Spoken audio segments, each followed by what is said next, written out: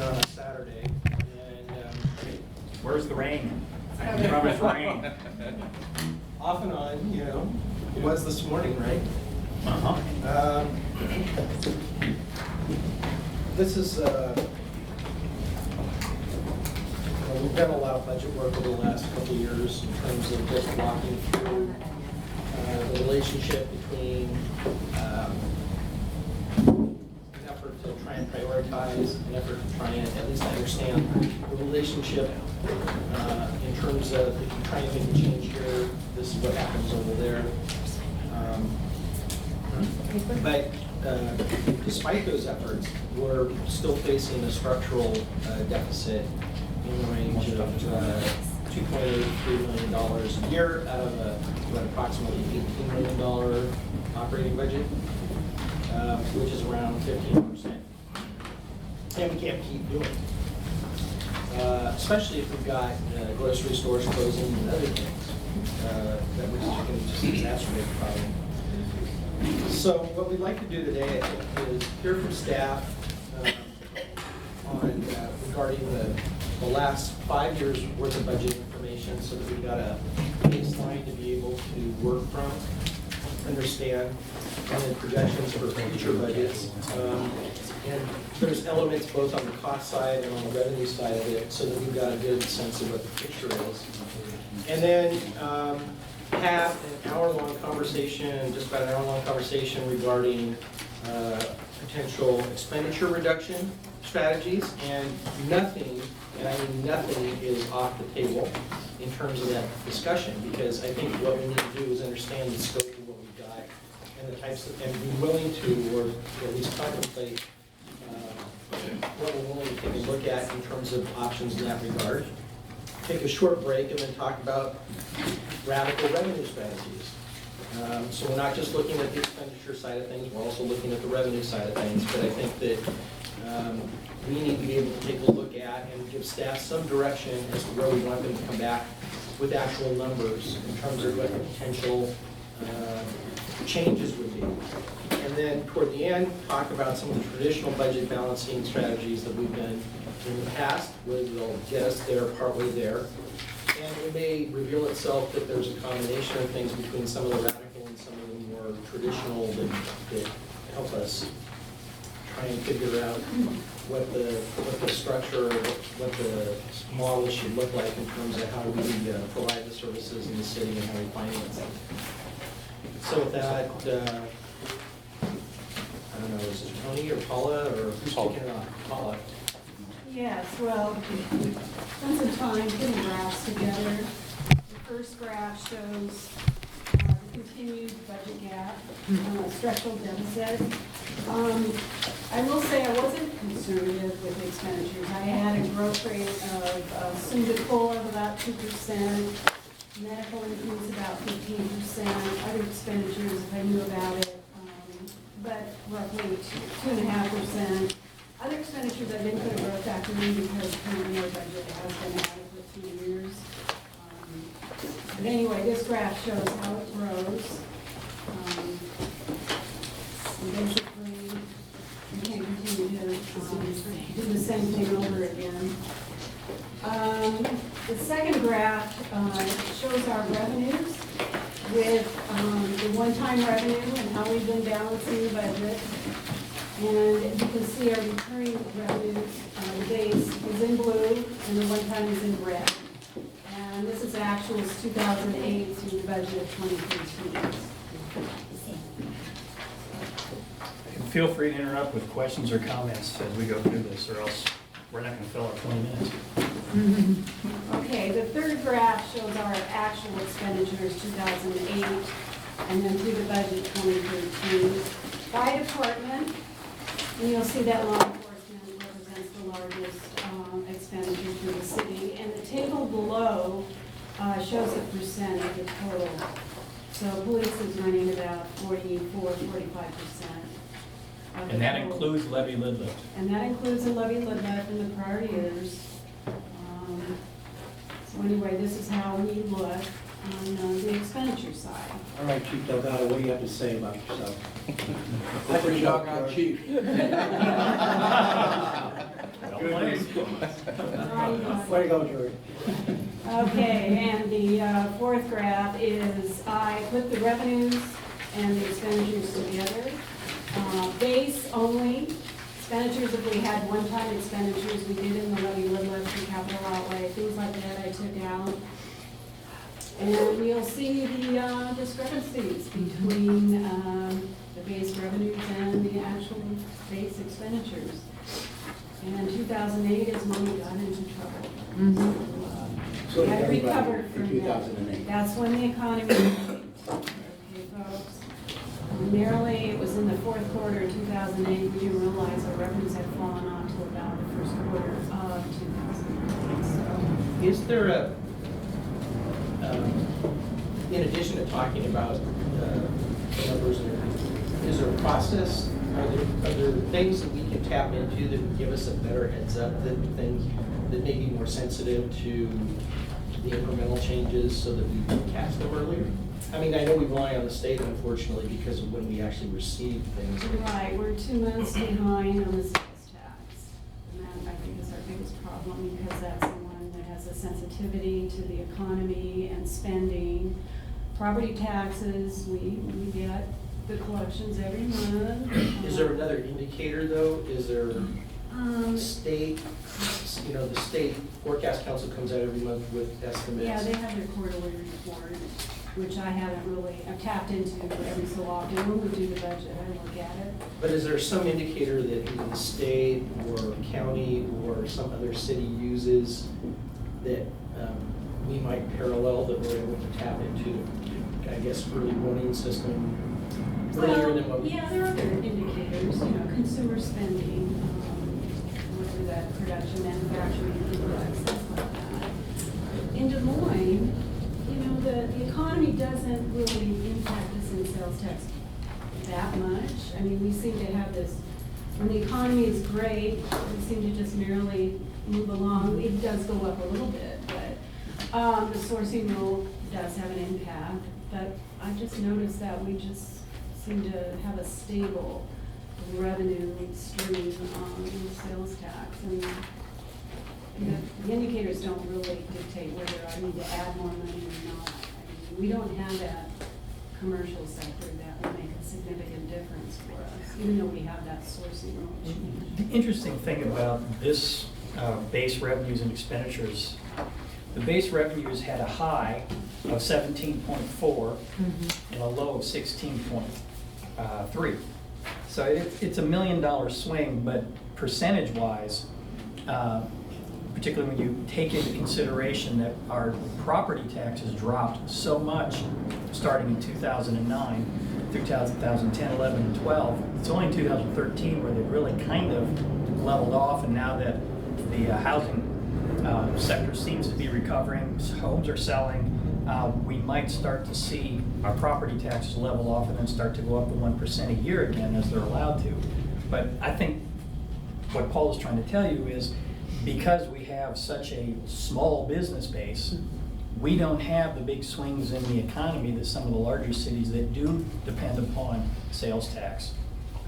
And you'll see here in the next set of information, cities that have a big sales tax chunk, particularly from auto sales, they're going to see a big swing, because think of what auto sales did in 2008, 9, and 10. They dropped hugely. Right, and like City of Renton, which had a reliance on the auto sales tax.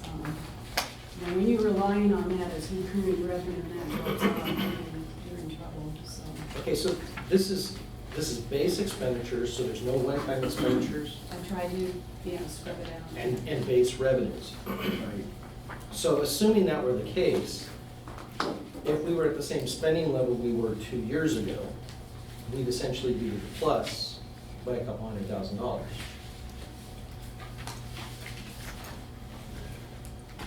Right, if I'm reading this chart correctly? Well, this is actuals, yes. Or even, well, no, that's revenues. What the mayor's looking at is a 2013 budget of 18 million versus the 2011 actual of 17.3 million. So what's the biggest, well, even compared to last year? Well, we have, like I said, we have contingency in the 2015 budget. And, the actuals reflect that we haven't spent that. That's Even actually though a we good point. budgeted for it, it pushes up our budget, but then we end up not spending it. And that's one of the things we're gonna talk about a little bit later, is going through and scrubbing through our budgets and see where we have fluff. And we do have a couple of line items here and there, and the one I'm gonna pick on is Dan and his snow and ice removal budget. We didn't use it this year. So that's what, $20,000 worth of expenditure that we budgeted for, that some years we use all of it, some years we use none of it. Is that a good way to budget for that, or should we say, don't budget for it, but understand that in some years, Dan's gonna have to spend a lot of money for snow and ice removal, and we will have to come to you and ask for permission to spend out of fund balance.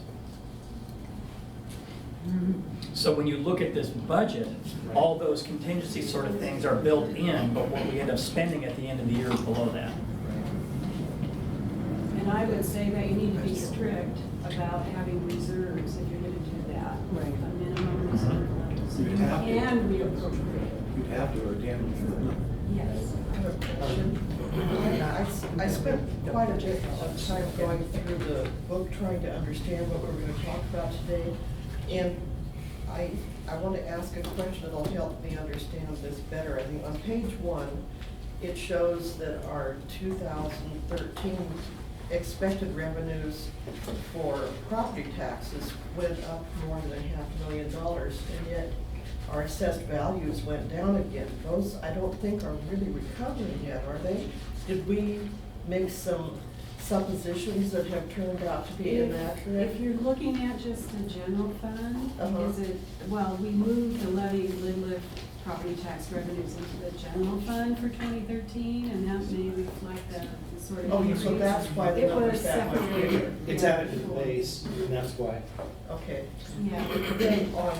And that was on- diminishing, and because that used to be, originally, I think, sort of 1.8 or something like. 1.6 at the Yeah. highest. And so, because once the levy lid extinguished, then it got added to the base, but it wouldn't run the $500,000. So the extra, more than $500,000 is coming in as anticipated with that Yes. change? Yes. What about the building permits going down 25%? I would think that that should be starting to be on the upswing again.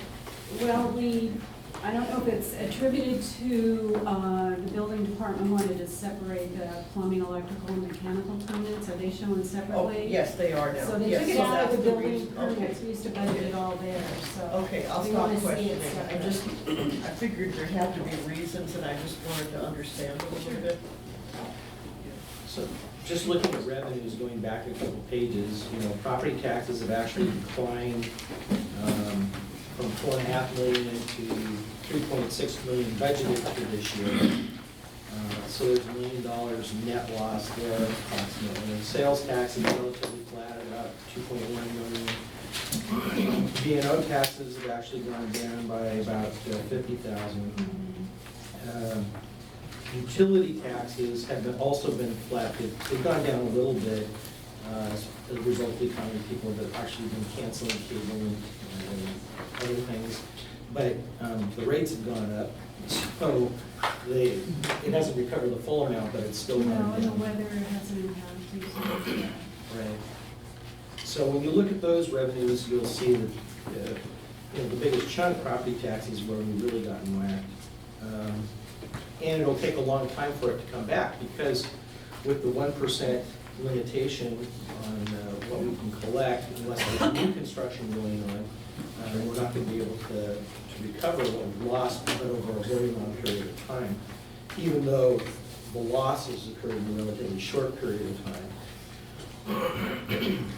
The assessor is always at least a year behind what's happening out there.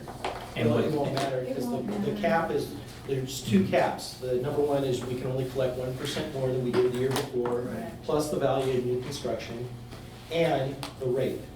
So even if the assessed values ticked up a little bit, we were going to be well above max, but capped at the max of $1.60 per thousand.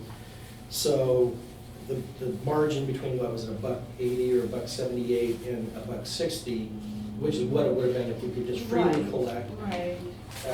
There's too much squish in there. We're not going to be able to get you know, it's gonna be at $1.60 for a while too, which means that we have no flexibility. And just looking at this number for 2013, $3.6 million worth of property tax. Excluding new construction, the most the property taxes can go up for 2014 will be $36,000. Right. But if the AV significantly goes up, the levy rate will fall, and there is a consideration for another levy limit. But we need AV to go up at about 20 to 30%. Right. Well, the president has stated they want to go back to the housing bubble again, so. Well, and you know, in the Seattle region, when this market gets hot, it gets hot. And Carmen was visiting with some of her real estate friends, and I can just anecdotally tell you, a house 2 doors down from me sold in one day with multiple offers. And there's very little inventory on the market right now, so prices are being driven 40 up. sales were reported the day before yesterday, the multiple between Perion and Federal Way. And the agent I was talking to had been hit badly during the recession because he dealt in $1 million homes.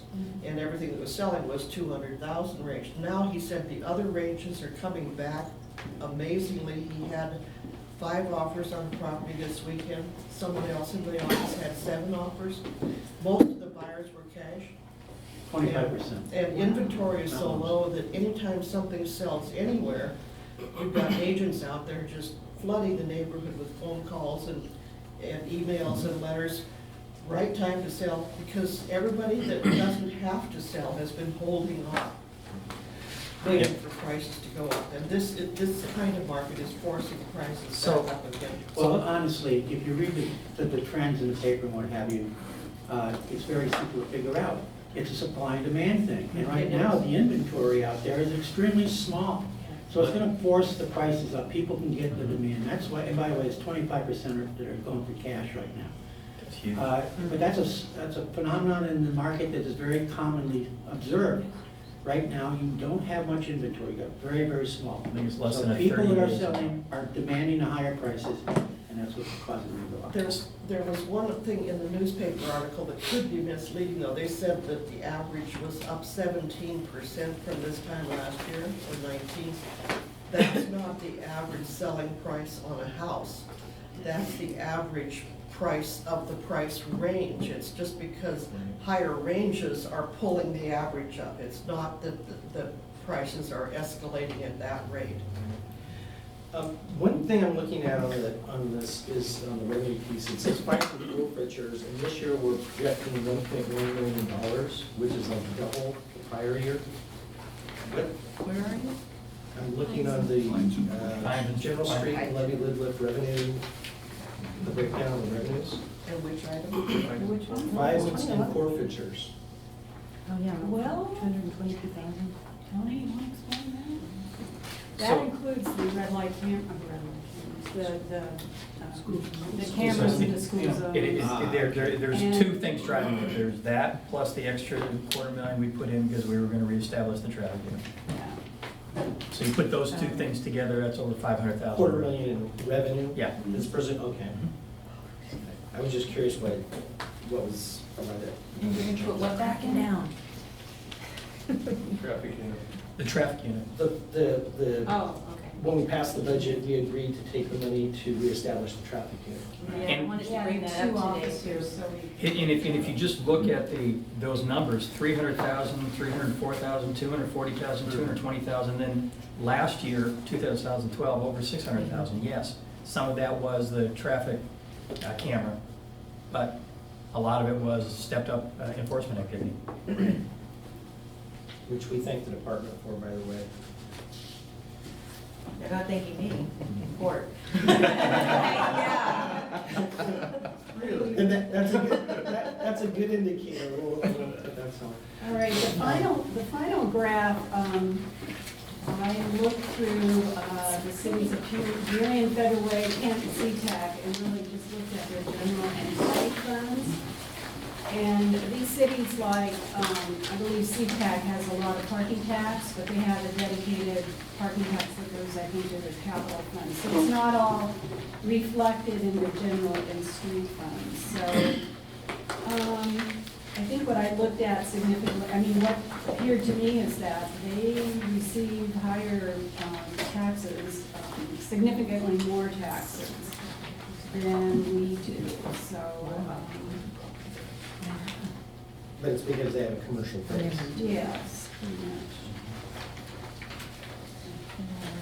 What's 56%? That's your taxes. So property tax, sales Of all taxes, the B&O revenues, taxes, 56% of our revenues are taxes, and that's the main. And then the breakdown of the taxes is in All of the this. column chart right there. Makes up that. I got a little fancy. Where for other cities, it's 50% higher as a percentage of their total revenues. So that's kind of why well, we know we're in trouble because of the property taxes, which is really good, so. Okay.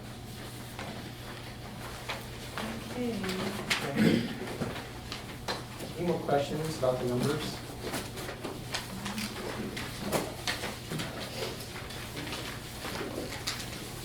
So now,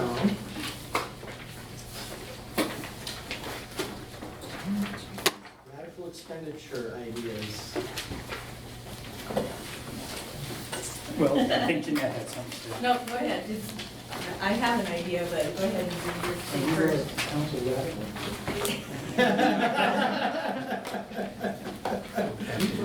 Oh, Bob.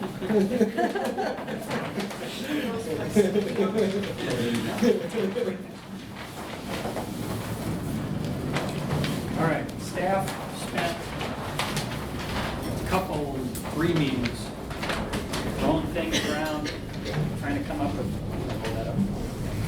ideas as to how we could go about cutting our budget. I'm passing around a list I also got to put up here on the board. And as the mayor said, we threw everything on the table. So I just want to walk through these with you. Let's answer any questions you have, explain what they mean, what they don't mean. But some of them are, as the saying goes at the top, pretty radical. Yeah. So let's just talk about the most radical one that I could think of, which is we approach another city and say, we want to merge with you. And when we do that, there's obviously opportunities for cost savings because there's a lot of duplicative positions, starting with mine, going to Lori's, going to all the department directors. And then there are some middle management positions that you'd also be able to eliminate between the 2 cities because you don't need them. We could do an analysis, but quite frankly, it depends on who you merge with, how they do business, all that sort of stuff.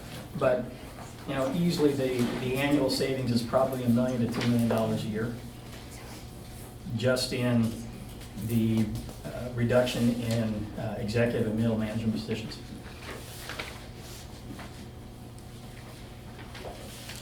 I like it. Yeah, we'll put everything down. Well, and quite frankly, folks, this list is meant to make you think about where we're at and what we need to do to get out of this hole we're in.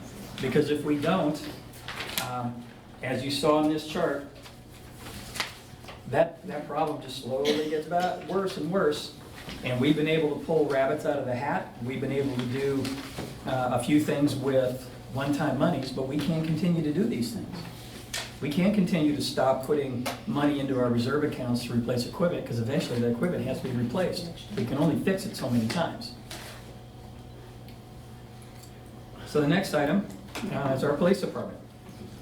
Either contract it out or aggressively reach out to offer services to other cities, or aggressively work to create a more regional type agency, either be it just through a joint merge with another city, or we pursue legislation that allows police authorities, public safety authorities like fire districts have.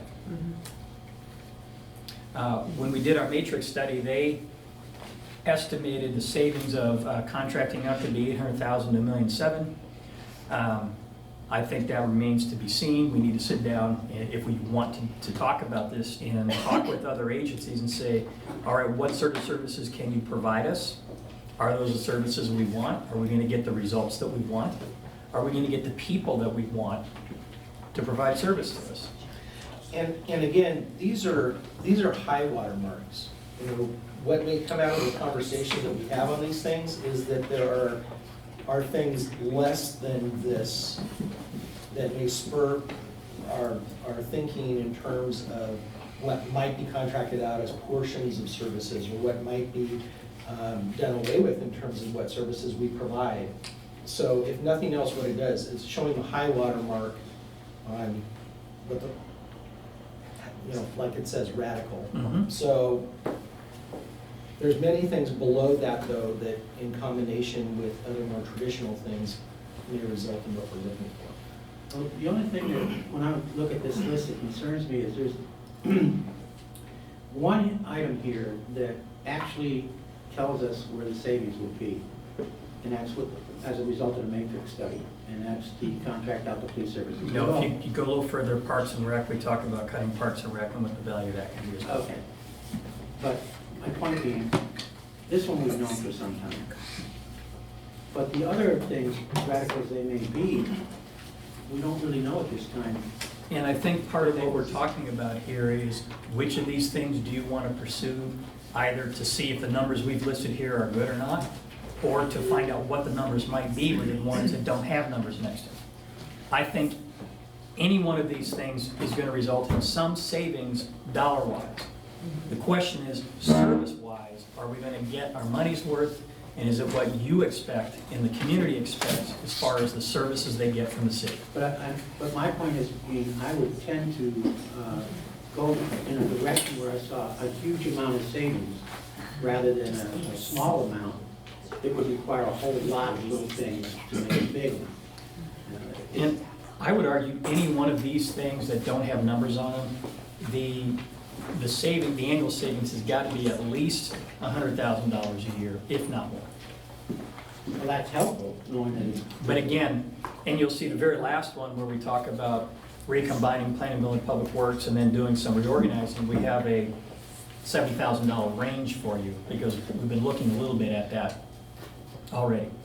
It's interesting on the list here Mhm. of radical ideas. I didn't see contracting out planning, building.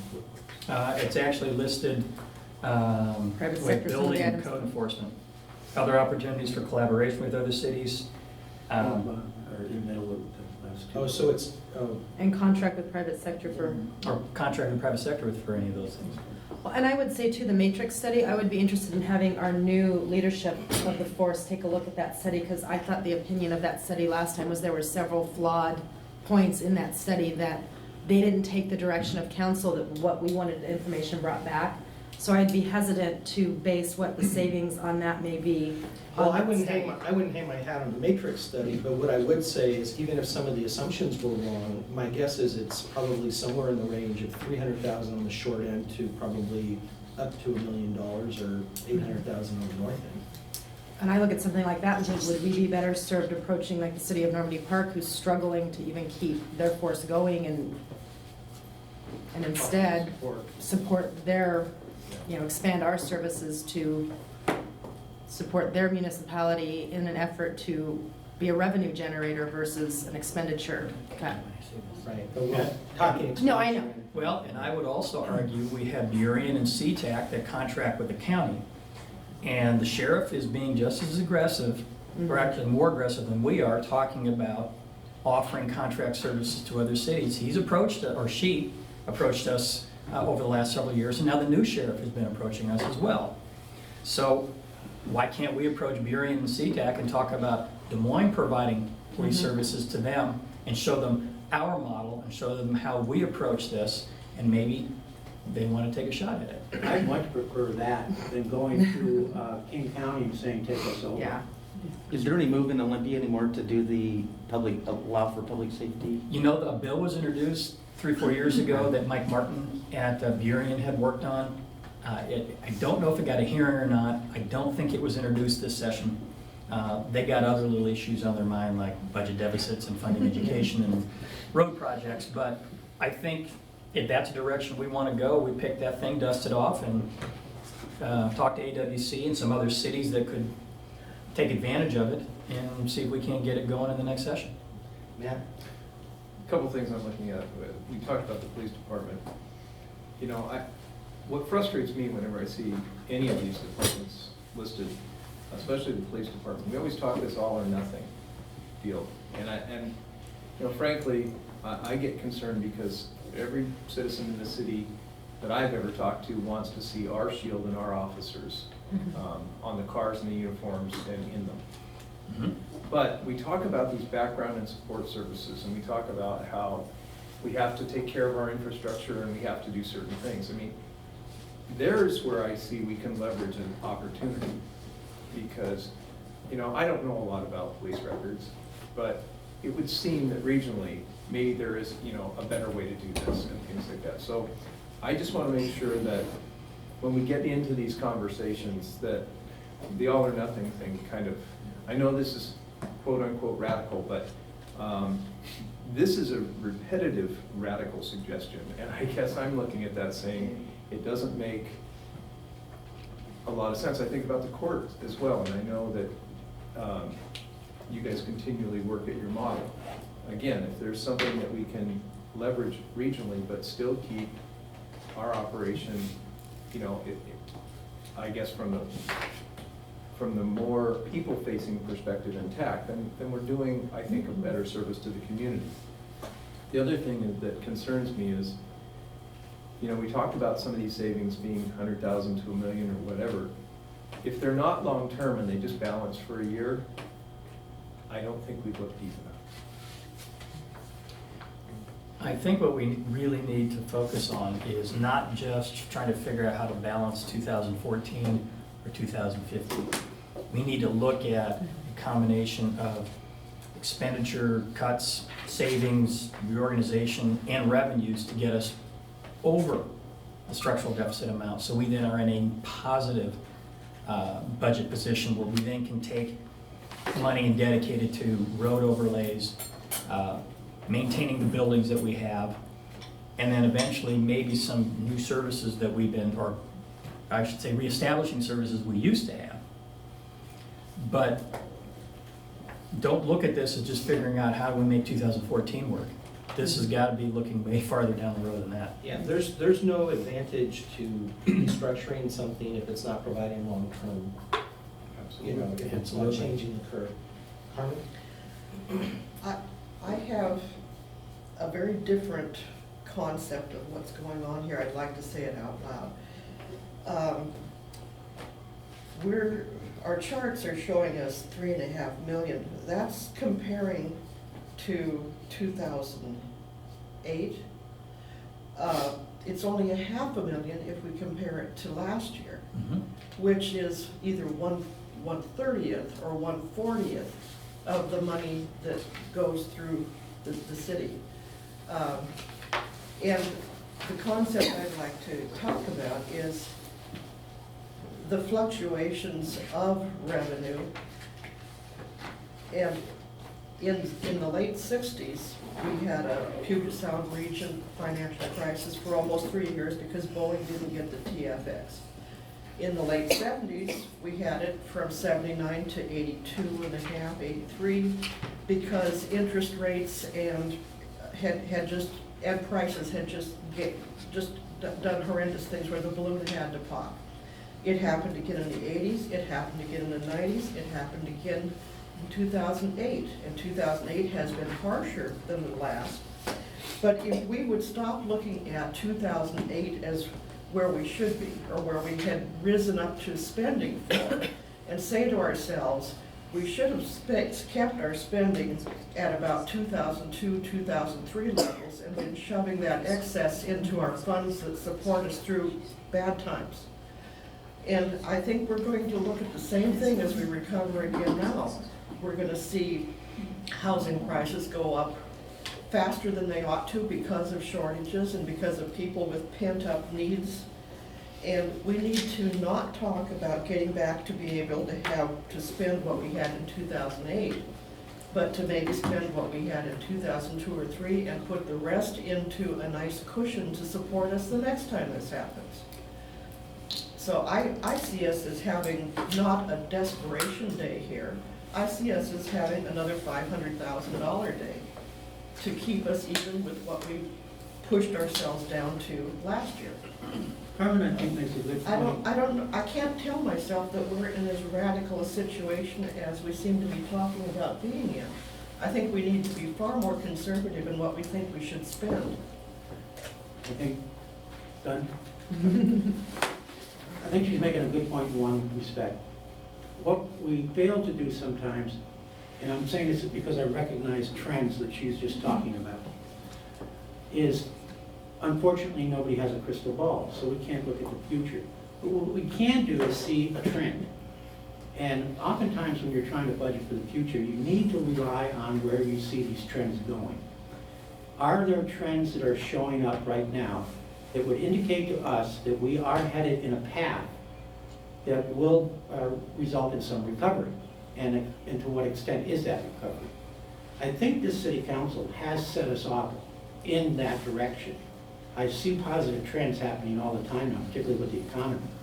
So at what point does that actually help the city to want to get back on track? I don't know, because I don't have that crystal ball. But I do believe that that trend is looking bright. And somewhere down the road in the near future, we're going to see a lot of these issues resolve themselves. So when we talk about the next section, which is radical revenue ideas, the first item on the top of the list is to do an analysis of all potential future revenues that the city could have coming in by looking at specific projects like the Des Moines Creek Business Park, the Fernie's Ono site, the Those are the Artemis. trends I'm talking about. Yes, we need to do both of these things because as I pointed out to staff when we started this process, let's just take what we call the big three, the Business Park, Fernie's Onos, and the Artemis. Together, the estimated revenue on those three is anywhere between, say, $2.5 to $3.5 million a year. All that's going to do is fill the budget gap for next year. What it doesn't do is then create new ongoing revenue that will allow us to at least cover our cost increases for 2015 and in 16. So you fill up the hole and it immediately starts to sink again. So Well, that's an assumption on your part. That there is going to be continued revenue coming in from those sources, particularly if we get a good development up there on Pack Highway and 216. Okay? That's continued revenue. Also, if that trend continues, there's going to be more and more development coming in along Pack Highway. And I think what we need to be aware of is what if one of those doesn't end up providing the revenue streams that we thought it would? What if one of those ends up falling through? The other piece of it is that we're not gonna see that revenue stream for 3 to 5 years. It's Yes. not gonna be rolling in next year, or the next year, or the year after that. And so the reality is, we can't keep treading water for 3 years. And, No, I'm not saying that we should do that, Dave. I'm just saying and pointing out that what Carmen was pointing out is actually correct. And we have to be able to, if we're gonna look downrange, we have to be able to predict at what point are we gonna start seeing recovery? And I think it's not gonna be that far out. So can I continue down the list here? Sure. Because I'd like to get through these so we at least understand what's in here. So talking about the court, and I'll let the judge jump in here in a second, but I just want to say that, as you know, we contract, or Normandy Park contract with us. We have talked to Burien in the past. Burien uses district court. And the model tells us and tells them that if they were to have their own court, or better yet, contract with someone like us, they would turn conservatively a $300,000 to $500,000 flip in their budget as to how much cost and revenue they're getting from district court. And they talked about working with us to have us do court services for them. The problem is they're a city of 44,000 people. Their court volume is greater than ours by ourselves, and that includes with Normandy Park. We don't have the physical space to deal with a Burien as a customer of our court. So as we're talking about a potential new City Hall courtroom, I would suggest that we make sure that we talk about the ability to have enough space to provide court services if we have somebody signing a contract. As far as how it would work for us, I see that we could use the economies of scale, reduce our overall per unit cost of dealing with issues that go through the court, and it could be a net positive for us. Your Honor, do you want to add anything to that? Yeah, we looked at this obviously as a possibility 2 years ago. I think that as we talk about regionalization, the harsh economic reality is that cities certain sizes aren't going to be able to survive the current economic situation. Cities like Normandy Park, we're bigger, we have more resources, but cities like Des Moines, frankly, if these trends continue or they don't fix themselves, as a city, the question is how much longer can you continue? And I think that everybody's asking that about all services that are being provided. Court services is one of them, so they're talking about, at least at the courts of limited jurisdiction level, regionalization. And I think that regionalization for cities our size, or cities that are smaller, and providing some of those local services is a good idea. And I think that I always talk about shared core values. I look at cities like Burien, Normandy Park, and Des Moines. They all sit on a waterfront. They all have some similarities in terms of topography, geography, and the people that live there. And I think there are some shared values that those cities share that we could, when we offer services, we could say these are things that are of concern to us. You know, whether it's shoreline management, whether it's development, increasing traffic or code enforcement and safety. And I think that as a city, we need to look at court services is certainly one of those areas. So we've done the numbers before, but if Burien, and what we told them last time is, where are we going to put the 2 additional clerks it's going to take us to handle the volume? We don't have room in our courts to do that, and we're going to probably need to run 2 courts simultaneously, 2 hearings simultaneously. You need a new know. city hall. Yeah. So those are the issues that need to be considered as we look at these things, and we need to see if the state does plan on doing any of this regional courts, whether the states, at one point when the bill was floated around last time, one of the carrots, I guess, to get some of the cities to buy into this was the state was going to be providing funding for building, but obviously the state can't provide much right now. So I don't know what the new bill's going to look like. I don't know when they're going to get to that, but it's certainly a trend that's being discussed at our court level. And I think that other courts like Kirkland handles smaller cities, and they've built 2 courts in the last 5 years just because of the room, or the last 10 years because of the room. So I think there are things that probably could be done via interlocal agreement, but if it requires legislation, I think there's going to be opposition. The county already provides district courts, so their argument is they already have regional courts. Whether they're cost effective or not, whether they That's the do issue. a good job or not, you know, our court's been very innovative because we've had to be innovative, and I, you know, it's been one of the shining spots for well in excess of a decade, and your creativity is added to it as well. But there's a balancing act between local and regional.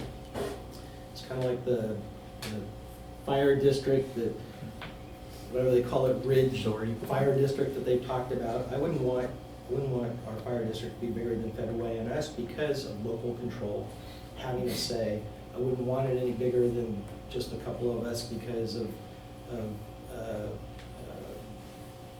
the ability to make sure that we're getting services that otherwise then you wind up back at, in other words, it's how you define the region or how you define the size of the service area that's being provided. So, but another idea is if they need more space would be to lease space from buildings that are already here. Do some reconfiguration, and then the buildings that are here, they could make some money and we could use what's already here and but provide more services possibly. QFC. That doesn't sound good. Parkport's not that big. Field court. So I've got it around. the next dot point is just, there are opportunities for collaboration with other cities. We've had some of these discussions with other cities, talking about our street maintenance services, park and rec. One that I think has a lot of potential is our mechanics and fleet maintenance. Our building department, code enforcement, even our planning, all those things we can talk about other cities, combining our efforts with them, because it's the same issue. I mean, a building permit's a building permit. The building code dictates what you're supposed to do and not supposed to do. So it's not like, is there a shared value of some sort that we have to talk about? as long as, and this gets to the service provider end of it, which is our inspectors actually go out and inspect, unlike the drive-bys that are done in Redmond or some other city. I understand that. You know, and those are important considerations. I'd rather know that an inspector whose salary we're paying for is actually going out and looking at something that's being built because it's life safety issues. That's the reason it's being done. And anyhow. So the next item is one I've had a few lively discussions with certain council members on, and that's disincorporating certain areas of town. Let's face it, a residential area does not bring in enough tax revenue by itself to cover the cost of services it gets, whereas a commercial area brings in more tax revenue than the cost to provide services for the most part. And that's because commercial area, they're paying property tax, they're paying utility taxes, but they're also paying B&O taxes and sales taxes, and that's where you get your extra money to provide services to the residential areas. So some of the areas we've annexed over the last 20 years, is it going to happen? No. Can you do it just by council resolution or ordinance? I'm not sure. I'd have to ask the Well, that's city the attorney. main, wait a minute, you better stop there, Tony, because that's the main question. Can you do it? I don't want anybody discussing something you can't do. I have never heard of a precedent like this. Is there a precedent like this out The there? city of Pacific was looking at disincorporating because their Crazy. bills were The piling city up. was disincorporated, okay? I'm not talking about the city, I'm talking about an annexed area that you're talking about, which is quite frankly North Hill. All right. It wasn't And the hard map down. on. Oh, hi, guys. Nice. Pretty much what we moved north. Good job. Which is cool, because I can see 4 council members voting themselves out. I'm not talking about a city, Tony, I'm talking Mayor about... Kaplan's going, Is there any precedent for asking people who have voted to annex to a city, have the city council in turn, with a swipe of a pen, incorporate them? I don't believe such a thing exists or could even exist. So before we even have a discussion. Well, let's ask Pat. Yeah, Has that- has that is that even something that could be discussed? Well, I don't know, I mean, I haven't looked into this. I think when we sort of narrow this list down, then I'll go back and see, we looked a little into the park district. And remember, this is an exercise of every idea that you can come up with. Well, no, I And talking about, understand that. This is a taking a radical moment to idea. talk pros and cons. But so far, these radical ideas are something that can be done. You're talking now of something I'm not even convinced could even be done. And I'm surprised it's even here without figuring out ahead of time that it could be done. That's my point. But it can't be. So we don't know. No, I haven't looked into it. But to me, it's off the list. Okay, keep going. So the next item is our Parks and Recreation, and it should say Senior Services as well. Voters created a Metropolitan Park District a few years ago, dedicated to the Mount Rainier Swimming Pool. And they have 25 cents, or they asked the voters for 25 cents worth of taxing authority. They received it. And they are managing the pool, and they're also building a reserve to eventually replace the pool. If we were to simply cut our Park and Recreation Department, close all the facilities, do the absolute minimum maintenance on them, the estimated annual savings is $600,000. And you can see here the annual expenditures versus the annual revenues that we get from all those programs. Is that programs or just facilities? That's all Park and Rec facilities, including the rentals. Okay. The pool district, they are bringing in $547,000 a year right now. They still have almost 26 cents worth of unused regular property tax levy ability, which is, as you can see the numbers here, $585,000 a year. There's also a 25-cent junior levy that would be available to them, which is another $565,000 a year. So they essentially have a little over $1 million a year, $1.1 million worth of property tax authority that is available to them. It would have to be voter approved. We could turn to the parks, to the pool district, and ask them if they would be willing to go to the voters and ask them to expand their scope of responsibilities to include the entire park and recreation programs that the city has. And if they vote yes, move that over to them. They raise the revenue through property tax to cover the costs. We have to talk about how does the ownership of property work, including Beach Park. But it's something that could result in a substantial savings to the city's general fund. But I'll say it again, the voters are gonna have to approve expanding the responsibility of the district and the revenue that comes in. One idea we threw out there was, remember, you as a city council are not the park board. If the Parks Board has to decide to put something on the ballot, you may be able to assume the Parks District and then decide to put something on the ballot. Politically, I don't know if that's feasible, but I wanted to throw the idea out there for you so you can think about it. And then finally, in regards to Parks and Rec, one idea that we've kicked around every now and then is merging the Marina and Parks and Rec, call it a Department of Community Services, something like that, and see if we have any opportunity for savings with doing something like that. As we noted earlier, contracting with the private sector for a variety of these things that we have up top. Again, a lot of these things, I think, some of these things I think would be eligible for that. One idea that we threw out is the fleet and equipment that we have, we buy it all and we own it. There may be some savings with some of them, like maybe police vehicles, of doing a lease program that ultimately, over the years, costs us less than buying, maintaining, and then selling and buying new every few years. And then the last item. Idea what that figure would be. No. It's something that I think we need to analyze more. And then finally, Planning, Building, Public Works, recombining the department with one department head rather than two, looking at opportunities to reorganize and flatten the organization. I know that Dan, Lori, and Denise have been talking about it a little bit, and some of the ideas they've been floating could be anywhere from $250,000 to $350,000 of savings per year. Matt? You know, when I look at the last three bullet items, the thing that makes it hard from my standpoint is you may need policy to be able to do that.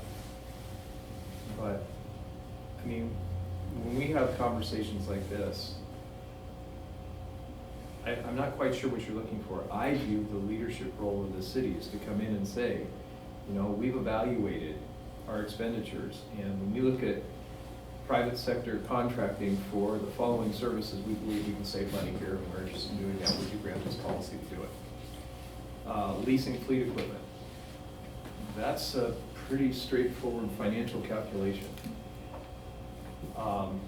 If you need policy to do it, then let us know, but I'm looking at it saying, just grab the bull by the horns. Look at the numbers and say what we need to do. Yeah, if you had the numbers. I mean, well, okay, I'm just saying that I'm not gonna engage a conversation about that, because I don't know what I don't know what the numbers are, but, and when I look at, I go up to the middle of this and we talk about collaborative opportunities, they could also be contract opportunities, I don't know. But I do know that in the current trend of business, I mean, I work for an organization that used to do all its maintenance on its machinery, and for heavy maintenance, we decided it was much more effective to let those who do it for everybody else do it. But this was just, you know, this was that team coming forward saying, I have a portion of this budget, we need to fix it, this is what we think is the right thing to do. There are things that are within the leadership's control here, and I don't understand why it's coming to the council for a collaborative decision. Well, my thought on that is I'm glad that it is, because what if leadership's decision was that we're going to consolidate the Parks District and put it on the ballot, we need the board's authority, or the council's authority to do so, and we said, whoa, wait a minute. He's talking about. Oh, like the. Contracting, We're talking about leasing. contracting, leasing, things like that. If we have policy that doesn't Okay. allow for it, then sure, ask, you know, but when it comes down to managing a budget, So it's, you know, you're gonna make. So things that don't radically change the infrastructure of our city. But just make it more efficient, Let absolutely. let Go Tony, forward. let Tony answer. So these things take staff resources to properly review, analyze, and come up with recommendations. And what I'm saying to you is, and I agree with you, these are things that should be within staff authority just to go ahead and review and bring it forward to you. But I want you to understand that I've circled these, we're gonna look at these. I think we need to look at these, but it's gonna take some staff time to do it, and it might mean that a few other things that we're working on are gonna go to the back burner. Okay. So that's the issue here. But But, tell me, but what, they're here now, so you know that they're here, and that if you're comfortable with us working on them, we will. But understand that you may come forward to us in a month or two and say, hey, here's a great idea I want us to work on, and I say, staff-wise, I don't have the time, I'm working on these other items. but when it comes to priorities, it was Grant was managing it based on revenue and so forth when you were with us full time. And I'm looking at, when it comes to priorities, if we don't have a budget, if we can't fund ourselves, then it doesn't exist. And so from my standpoint, tell me what you need. We're here to facilitate that. So And we- if we're asking for something that's not practical, based in the, when you start to look at the priority of the things, guess So, what? I get Let us it, know. and we can work on those things. When it comes to what I've listed on here, which of these do you not want us to work on? I think that's Well, probably. that's not easy to do either, Tony. First two You know, here's what I'm looking at, and every other council member here is looking at. There are three things here that tell us, to some degree, where the savings is gonna be. Police Department, Parks and Recreation, and recombining, reorganizing, BBFW, okay? I can work that. I haven't got a clue what the rest of it means, aside from the fact that disincorporating certain areas of the town is probably not going to ever happen because it can't. But the rest of it doesn't make any sense to me because I don't have any dollar figures in front of me to make even an estimate as to what we should do or what we should pursue. You know, here's my criticism. If you're gonna ask us to do something radical, at least give us some sort of an estimate as to what that radical element is gonna cost us And or make us. Some of these items are reasonably easy to come up with a rough estimate of savings. Some of them are gonna take some time. And some of them, bluntly, do you want me out in the community doing And these there's things? also, Tony, there's a political side of all of this. That's what I'm getting at. Some of this could have a very little effect on the city as far as revenue or expenses, but it could cost a lot politically. I think all of these have the opportunity for a very nice reduction in revenue, or reduction in expense, but they are very politically charged. But that's up to the council member to figure out which one they want to deal with. Right now, I don't think there's a single person here that can do that, other than the three that I just mentioned. So am I hearing this from your perspective, looking at opportunities with the police department, be it parts of it or all of it? Looking at opportunities for Parks and Rec, be it just cutting it, going to the pool district, or to another city and saying, can we collaborate? And then those last three bullet points, are those the items that you think we should be spending our time on? Well, That would be one let's, person's let's, perspective. yeah, Right. let's get some additional feedback here. You know, I think the high water mark on some of these things, are just a non-start. We're not going to contract out for our police services. I can see us attempting to contract out with other cities in terms of trying to help provide services, but I think only if we're at a footing where we believe that the services we're providing are good and strong for our residents to begin with. And I know that George and I have had conversations about that and how much of that is time and when something like that would even be possible. If it's something that in fact we want, we're the residents of those communities, because their communities are gonna have a say in it too. So it's hard to make assumptions about what our budget's going to be if it's predicated on whether or not the council in some other city or the residents in some other city are gonna say no. I think that there probably are parts of the services that the police department utilizes that probably could be contracted out, and I think we should take a look at those. Some of them we looked at before. I think the records piece, I think we have a better handle on some things than we did before. I think George should help identify what those things might be, where we might contract out and have some savings, as with Barry and Bob. And that's not to say that's what we should pursue, but I think we need to get a handle on what that dollar, what that looks like in terms of the way of service, what impacts that would be, and what those costs are. I agree, disincorporation isn't, I don't think is doable, let alone an attractive option. People chose to get away from King County for a reason. And going back to the county would be problematic. That's an understatement. What's that? And then Says the North Hill resident, that's an understatement. That's an understatement, correct. Well, it wouldn't necessarily be North Hill. I mean, some rumors had suggested, Pacific Ridge, the portion east of Pack Highway. Some people have talked about Redondo. I mean, there's no lines drawn on a map. I think the idea was just to float the concept to see what the temperature check was. But you got one. Yeah, I was gonna say, someone got Icy it. cold. I think the collaboration, I think there's a lot of support for looking what collaboration would look like in terms of other jurisdictions, both as us, as either from an interlocal standpoint, or as us as purchasers or providers. I think we need to look at it both directions to see what that looks like from the revenue and the expenditure end of things. The contracting with the private sector for some things, lease fleet equipment. The three things at the bottom, I think, were obvious ones. The court, I think, is a little more tricky. I don't want to mess up what's working well for us now, and at the same time, to the degree that there's an opportunity to enhance the revenue side of it without increasing the cost side of it, there may be something there of value. Can I comment on that one just for a second? Yeah. Councilmember Burridge made a comment about there's vacant space in the city that we might be able to talk about renting and rehabbing to be a court. And the first one that popped into my mind was the old BibleSoft building. There's nobody, it's empty. Yeah, that's right. So, there's got a great big for rent sign where BibleSoft used to be.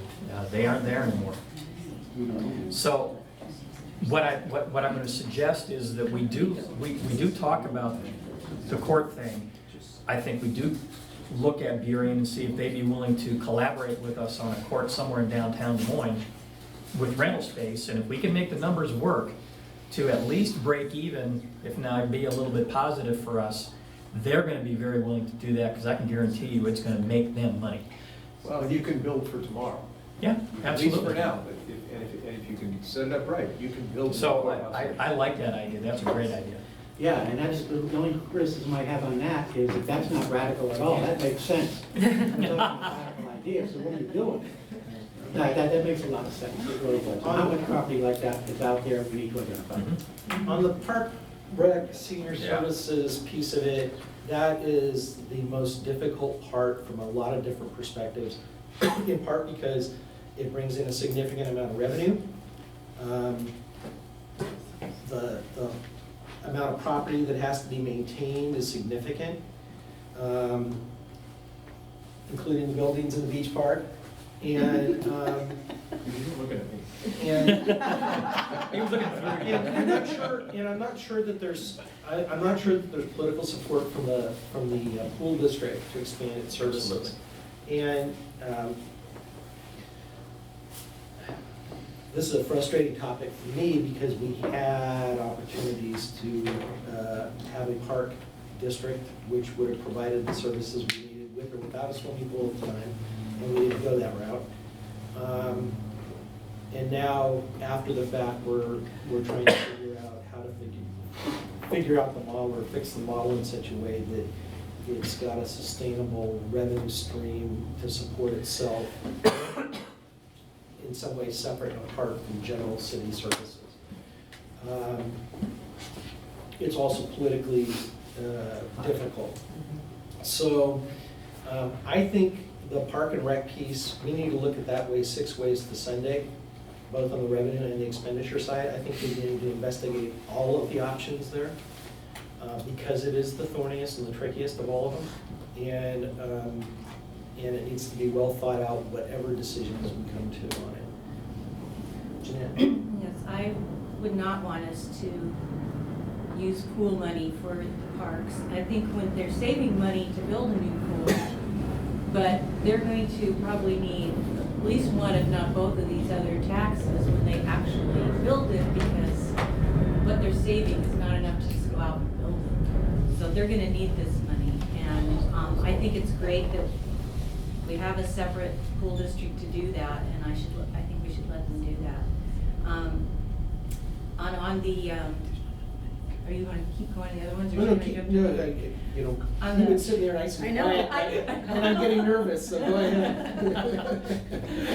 On the recombine, reorganize, and flatten building and public works. I think that's a fabulous idea, and especially since some people are leaving, and so there's a chance to kind of give it a fresh look. And I think it'd be good to kind of look at maybe contracting with other cities to do their building, but I think the bottom one should go first. First reorganize and figure out how to do things more efficiently, and that may mean less people or a different way of doing it, and then after that's accomplished, look at it. Or, you know, you'd still have that in mind that you might combine with someone else, but I think the reorganizing and flattening would be a good, in the first part. Dan? And I think it's a good opportunity. Yeah, well, one of the things, I know we've prepared an interlocal agreement with Normandy Park that's kind of been floated over and it's kind of stalled at this point, but I'd like to pick that back up specifically with Normandy Park, because there's an opportunity there where they're looking to fill a public works director position, there's maintenance superintendent positions that could be shared. It's much like the model that Kelso Longview implemented years ago, where they combined that department. There's the challenge over there is political, and it was because you had a person acting as city manager who was not sensitive to politics, and under we can help that person or some of their council members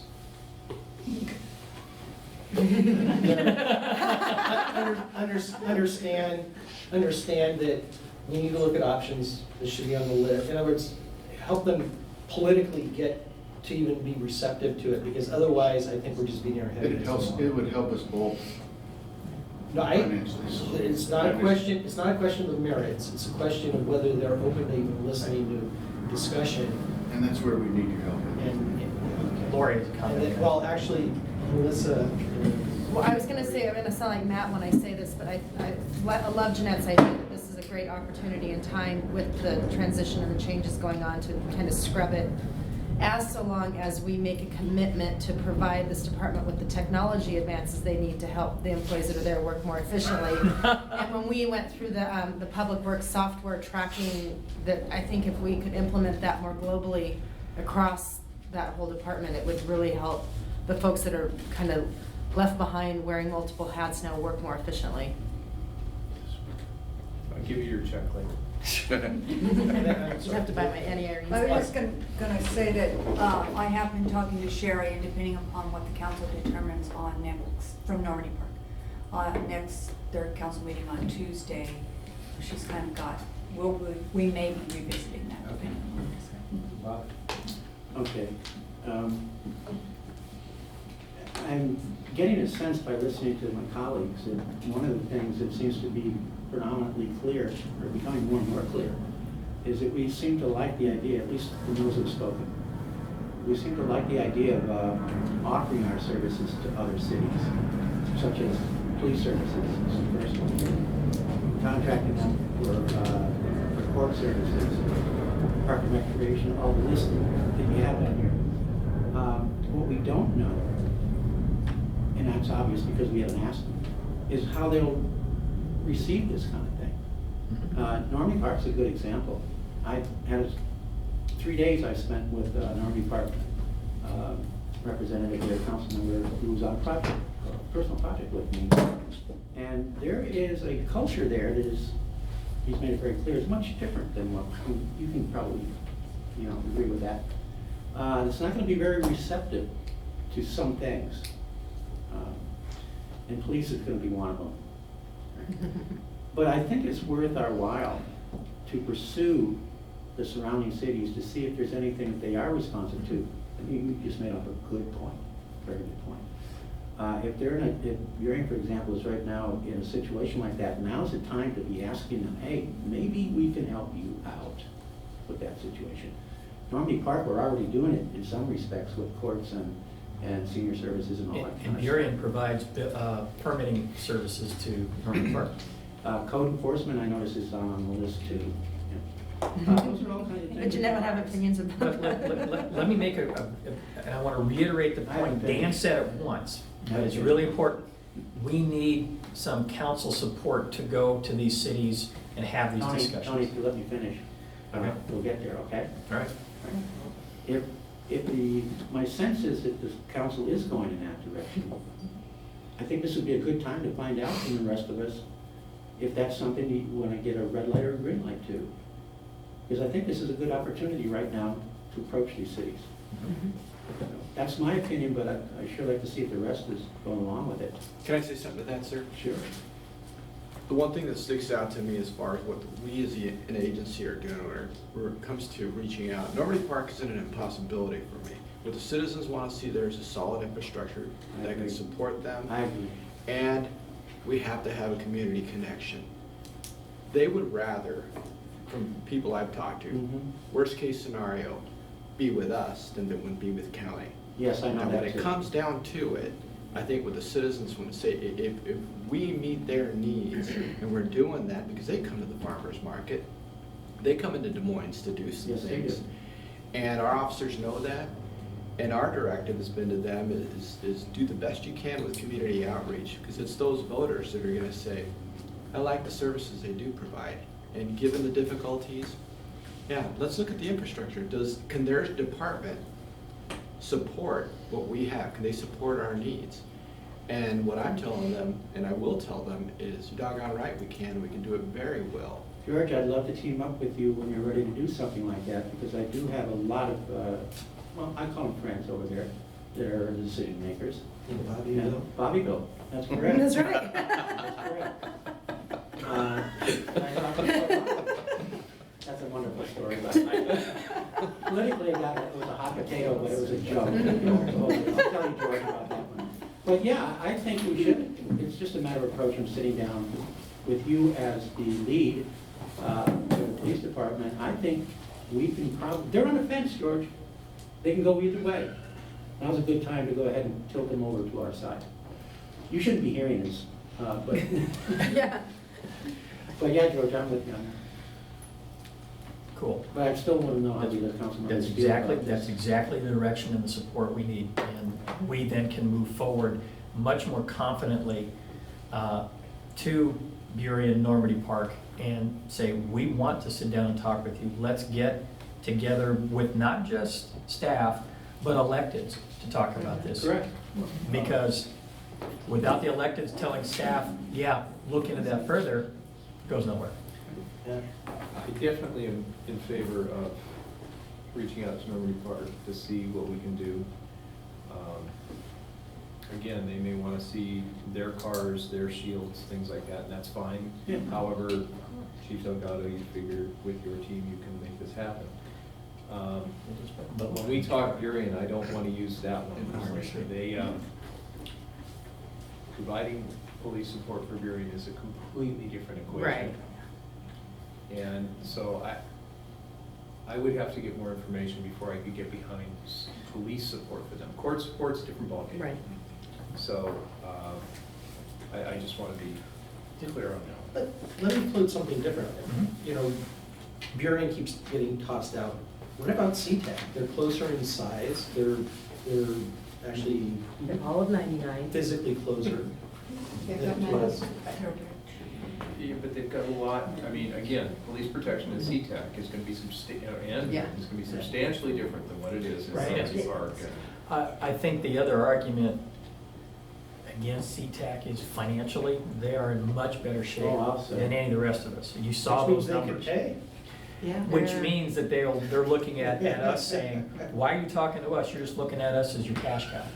They even have a hefty reserve that the council put down, and they've been able to maintain that reserve. Not that we shouldn't talk, because you never know when, I don't know, the airport might close down and all that money goes away, but we should talk. Don't you remember my comment to the city manager at the last Highline Forum? Yeah, you said something pretty interesting. What about, I think the chief will back me on this. The issue with CTEC and Burien, frankly, is they have Pacific Ridge queued in some of their areas. Yeah. I mean, the amount and they, geographically, they extend pretty far north. Yeah. So it would definitely impact you know, the services. So this- we provide the police services and the county provides the district court services, and we're set. There you go. You know, if district court's gonna cost you a lot of money. So Your Honor, I think we've got good direction on this. We're running a little late, and we've got a lot of other stuff to talk about, so I suggest we take a quick break and then come back to start talking about revenue items. Yep. Back at 10:30. Don't balance. This is more fun. Casino. All right. So some of these are things you've seen before, some of them may not be as extraordinary as the label says. But, and I talked about this a little earlier,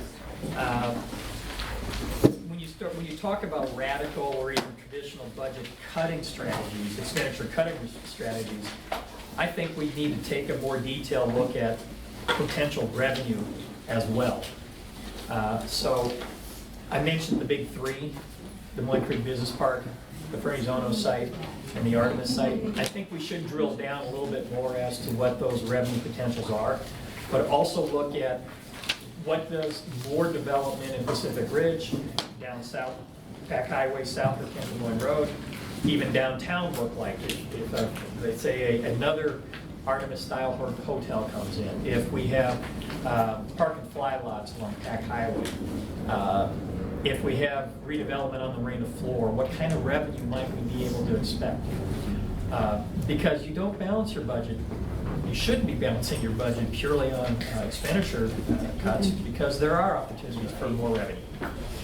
So that is our first idea. Second, you can see we've already done some of the work researching where do other cities get their revenues. And we gave you a kind of a high-level view of that for Burien, SeaTac, Kent. Drilling down a little bit further, I kind of know what we're going to find for some of those. For example, Burien, we're going to find that a big chunk of their sales tax money is coming from car dealerships. For SeaTac, a big chunk of their money is coming from hotels and park and fly lots. But that gives us an idea is what is working in other cities, and either we replicate it because it might work here, or we avoid it because the market's already saturated. But we need to look at that. Tony? Yep. Let me see if there's, I don't think it's been addressed in here, but I think maybe there could be one more bullet point. Okay. And Dan, maybe you can answer this question for me? Maybe not. How many lots do we have that can't be developed because they have no utility services going to them? And how many of those are undervalued because of this? They could be, you know, valued at $150,000 on tax rolls, but now they could be $500,000. I don't have any idea, but I know that there are a number of them around town. You got a feel for that? No, but you're correct. There's definitely areas, North Hill, even along Greenview Drive, that don't have sewer No, North Hill, services. there's a lot.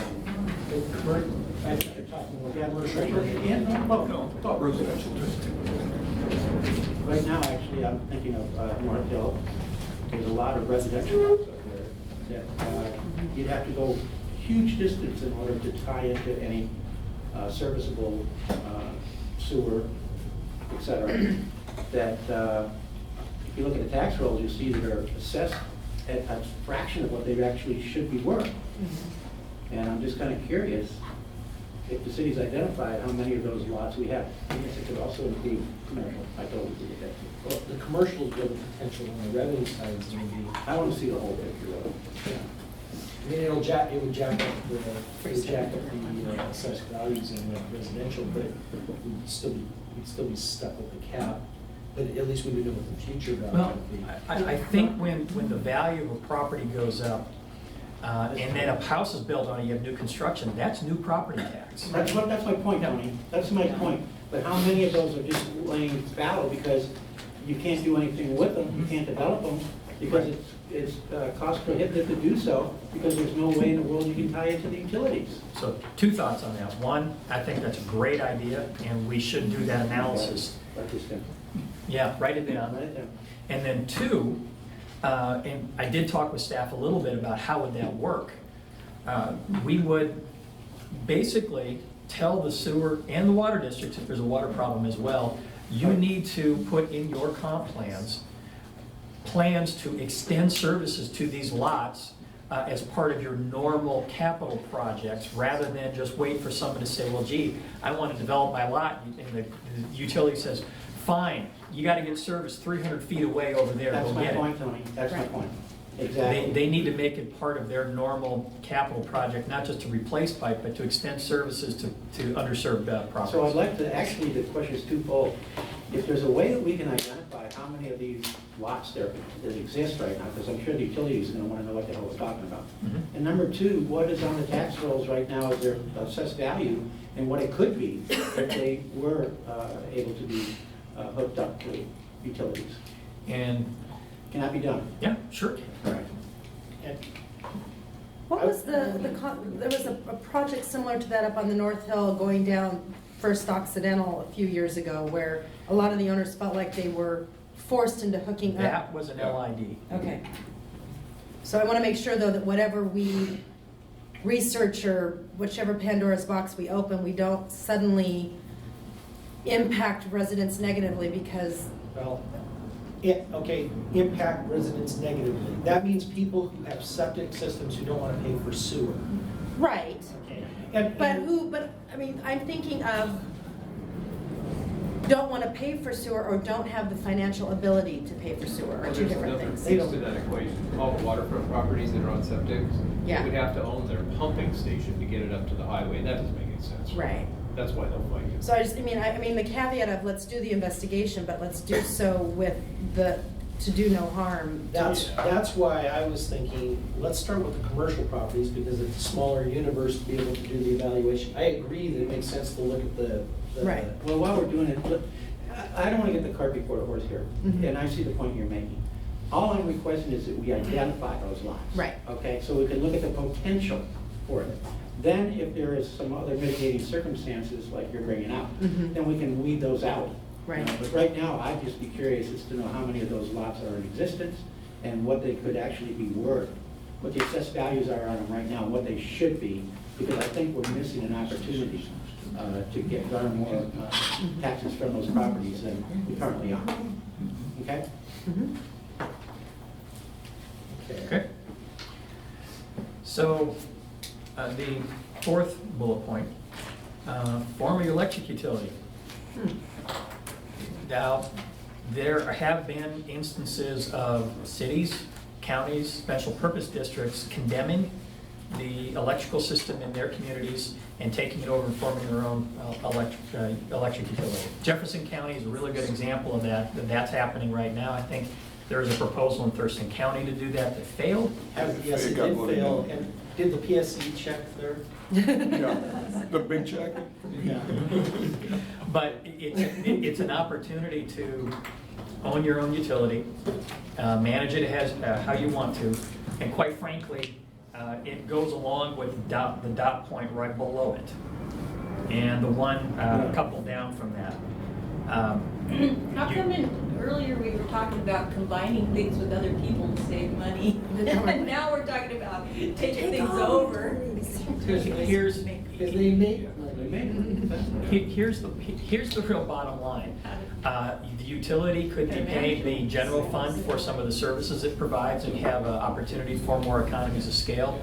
But second, and it needs to be said, utility taxes for utilities that the city own, you can have a higher rate if you want to. If you're not capped at 6%, you're capped, I don't know what the cap is, but it's higher than 6%. There are some cities who have utility taxes on their water and sewer that are 20 or 30%. And I'll just restate my position, which is this. I have no problem with putting utility taxes on private utilities such as PSE or Cleanscapes or something like that. I have heartburn about putting utility taxes on publicly owned utilities, including surface water management. And That's my 2 cents. And so it would take 4 votes to get to a. I understand that, Your Honor, but as we talked about earlier, we're I putting know. all the ideas It's on the radical. table, I whether you understand. like them or not. I know, These are extraordinary, these are. So if your opinion is only, if his opinion is only worth 2 cents, who's gonna pay it? So, assuming the, like I said, the water and sewer districts, so we could, the mayor's already talked about that. Selling assets. You could raise a fair amount of money selling assets. The marina being the biggest one we have, that's a big chunk of money. How about It lease? should have been private in the first place. How about lease?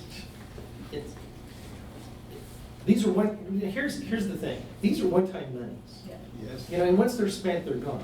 Yeah. So unless you're putting it in trust and using the interest off of whatever the investment is, or you're turning around and putting the money into assets or some There's your physical. new city hall. How about lease? Right, because. I want to acknowledge Bob's comment. That's an interesting concept. Whoa, Lease the marina? Yeah. lease it, that's an ongoing source of revenue. Just like you have a building with nobody occupying it, you lease it for someone to operate it, whatever it is. That's actually a classic thing that water and sewer utilities do for their treatment plants. They It's an lease it ongoing out source of to revenue. a private operator. Think about it.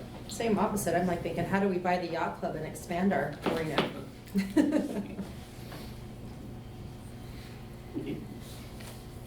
Have boat launch capabilities, increase the revenue that the marina brings in, access to the breakwater, Yeah, breakwater. I like it.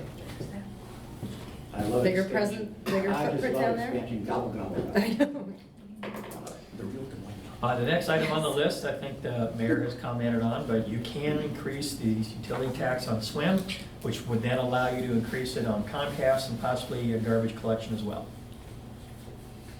The next two items, I had to put them on the list. Extraordinary. That's why they're extraordinary. Tony, you know, once upon a time, there was a mayor whose name we will not bring up. He who must Then not be mentioned. tried twice, with 2 different mayors to get that done, and you know where that went. Yes, I do. So maybe 3rd time is a charm, Well, considering that mayor is still in office, I doubt it. Well, we got it. the first one was simply to straighten the boundary for everything west of 99. But what about going all the way to I-5? What about saying from Kent Des Moines Road to 272nd, Highway 99 to I-5? Everything that says Kent now becomes Des Moines. You're Yeah, I'm silly. sure they. I don't know which of the illegal substances. Good luck. Are, you know. Yeah, past the hookah. Yeah. I'll have what he's having. But, I want to hear that report when you come back. But is that because if you go that far, there's a lot of houses No. which don't produce revenue, so They- they wouldn't care as much? East of Pack Highway is mostly, both sides of Pack Highway in particular, are mostly commercial. First of all, there's not a lot of territory between Pack Highway and I-5. And then, once you take into account things such as the dump and the landfill and some of the other things, some of the Wetlands. sensitive area, wetlands and sensitive areas, there's not a lot. And what's there, it's commercial. And they're not gonna wanna give up commercial because they're not willing to give up the little bits of commercial that are the odds and The ends. Midway Well, Pet Store. Exactly. Let me make my. But it's an interesting So concept. first So of what all, do they get out of it? the first issue when we talk about straightening the boundary and just giving everything west of 99 to Des Moines was definitely a revenue versus expense issue. Absolutely. It is a very, very lucrative for them as far as how much money they get in versus how much service they have to provide. And there's just one little chunk of residential in Saltair Hills. On the east side of the highway, while I agree with you, there's a lot of commercial, there's also more residential over on that side than you think. And I think it would make that budget balancing equation get closer to even. I would argue you probably still get more revenue than expense, but it's not as great. But it could be anywhere from $500,000 to $1 million. But what it does do is it recognizes that boundary called I-5, which creates service delivery problems for Kent, might allow them to be more efficient in the services they provide to the east of I-5, because now they don't have to worry about trying to get to west of I-5. They might be able to make it at least pencil out to neutral to them. It's worth floating. Would sure make police services a heck of a lot easier, because you know. Well, but then I turn to our police officers here, our command staff, and say, what you know of east of I-5, south of Kent, Des Moines, does that make the hairs in the back of your neck stand up? West of I-5? Or, I'm sorry, east of 99, west of I-5. Yeah, there's some parts in there that would From create a pretty good. 272nd up to 250. About 250th, yeah, we would have they're pretty active in that area. But that would be an incentive for Kent to do it. But, Yeah, but it'd be a cost for but us. we'd have to take a look at the dollars and cents, the service He's got a bigger cost. issues that come up, both what things you deal with versus do we have the ability to deal with them. I would argue that Air one, command. we should take a look at it and just see if they're interested in even talking about it. They staff that with 2 to 3 officers most of the time, and it's not uncommon for us to go help them on things in parts of that area. Well, that was staffing issues because it takes so long to get from the valley Right. up, so that's why they usually have 2 cars Right. up there. Well, I'll make a side bet with Dave. If they even get word of the meeting and what the subject matter is, I'm betting he doesn't get through the front door. I'll call the city administrator, see what he thinks. That's on record. I wouldn't, but, you know, I think floating it isn't a bad idea, just to see what the reaction would be. And Oh, I agree with that. I'd love to see the reaction. I'm sure you would, Bob. I do know there's one council member that's approached me at the PIC. What's the But see, population in that area? but see, maybe you don't start with the mayor. Maybe you go to the mayor later, you start with council members and see where the temperature Build is. support from the, So anyhow, I think that's a worthwhile conversation just to see. the just west of 99 is a non-starter. But They- there would have to be some analysis then in advance of the meeting to be able Oh, to yeah. say, here's We can do a little work. what we know. Actually, I'd like to see that analysis before that conversation takes place, because I'd like to know what it means on our end Yep. and what our considerations for police and so forth would be before we get to the table. So, this just came up, so you're saying that the Kent keeps 2 cars up there, or people up there because of the difficulty they have getting from where they are to here? Would it, and I'm just throwing this out there, would it be easier for them to get to there from like the Redondo substation? Can you sublease to part of the Kent for them to? They have a Is it- substation up here, Oh, do they? right by Fred Meyer. All right. They could contract with our police department. Kent has such major plans for the area north of Lowe's up to the Kent Des Moines Road between 99 and I-5.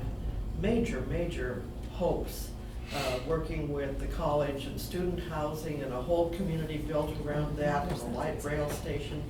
I would hate to see us waste time.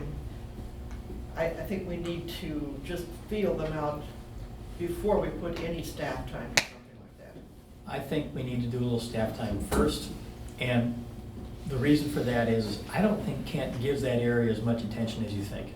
Yes, they did that big planning, they did a whole bunch of planning work. They do have hopes and dreams for that area, but I think they spend a lot more time talking about their downtown, their commercial warehousing district in the East Hill. They spend a lot of time on Vision Midway because they had an opportunity. They got a grant. Not because it's a priority, but it was because it was an opportunity. They spent a lot of money though when they went back through and had a consultant do an EIS and all the. That's because rezoning. they know that Sound Transit is going Yeah. to come through them and probably be on their side of Pack Highway, both at Highline and at 272nd. So I think they recognize the fact that stuff's going to happen there, and so they've been engaged because of that. But honestly, I don't think it garners, I agree with Tony, I don't think it garners the attention. They've got higher priority areas that they focus on. And by the way, it's nice to have done the work for us. And I think with a little analysis in our back pocket to talk with them is better than just doing a temperature check, because the first thing they'll do is just say, oh, no, we're not interested. Yeah, But the if we have knee-jerk- some information. Yeah, the knee-jerk will be, Yeah. reaction will be, so, I- that's interesting. Right. So the Interesting next, idea, so. next item, sponsorship naming rights for city facilities. City Hall brought to you by Starbucks. Sweet. I know. No, which one is this? The next one down from, Sponsorship. Barista, Councilperson is. setup come with that? Yeah, we have a Good. drive-through at the end of City Hall for that. Just want to be able to get coffee. But- Then I think it should be brought to you by Annie That Irene. would compete with our downtown business, I can't do that. I mean, that is the question. Naming, we can do it. Big- What's that? The corporations that could afford to have naming rights to our public facilities would jeopardize our small businesses that, I mean, I don't see City Hall brought to you by Annie Irene's or Fieldhouse brought to you by B&E Meats anytime soon.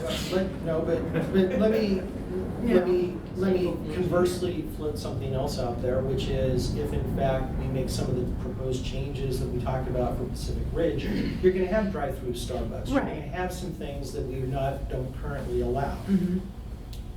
And they're going to be revenue producers for the city.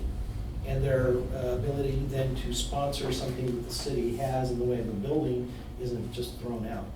I'm not a huge fan of this concept myself, but what I'm saying is that there are things that we're considering doing anyways that may open the door to that. Mhm.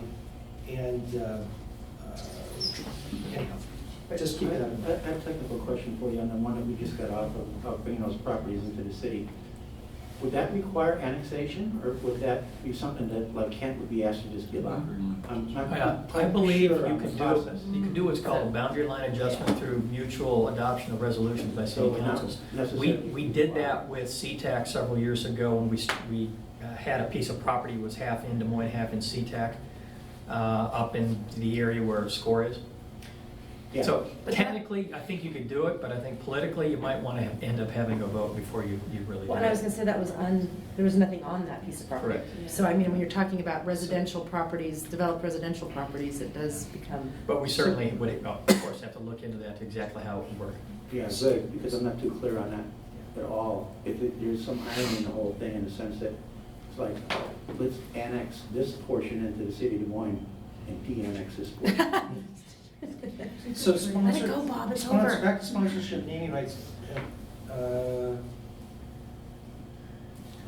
Did you have something? Well, there were some conversations with a family business in town a while back ago about them providing the redoing of the Sun Home Lodge. Mhm. Maybe the dining hall could be another possibility with naming rights. Mm.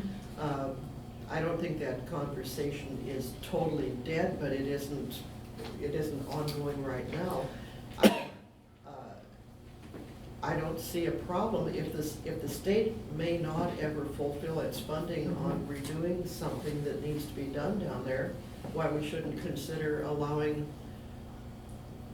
other businesses to help us. Well, we can do that now, right? There's nothing that prohibits it. No. We're just talking about whether or not we would make it as aggressively Right. pursue it. Yeah, we could do it today, I'm talking about naming rights for this building, for all the buildings in the beach park, for the harbor master's office, for City Hall, for all of our parks. They can bring in money. Yeah. You know, I'm open to that, and also to, and I apologize, I have to walk down the street, but when you put banners from various businesses up on fields and so forth, it can help to offset, some revenue needs there. Policy can be tricky. I don't know that I would, well, I don't want to offend anybody, but I really don't know if I'd like to have our city hall brought to the community by Trojan or something like that. So I think we need to be really responsible when we put together policy. And I dealt with this on the school board, okay? And I'm just being honest. There are a lot of people Yeah. that We do it to be they controversial. have the money, they want to be, and look at the buzz they create by doing it. Right. They get more media and more advertising, so you really have to have solid policy. Jeanette? I'm kind of opposed to doing that. I think we want Des Moines to be a nice, friendly city and not like Seattle where, the brands and it's all commercial, even in the public buildings and public areas, I think it would be Well, nice. Even if it was local business or local family or whatever that was sponsoring, it was the sponsor, the name of the regular building. I'm just curious, if there's if it's an issue of localization versus corporate image. Well, that would for be lack of a better- less objectionable, but still objectionable. Okay. Wow. You know, there are definitely pros and cons to this one, and I think Matt hit upon one of the cons. But I think a set of rules would have to be established that would, kind of like the state does with the vanity plates. You know, you can't just put this on your, car tag for your plate.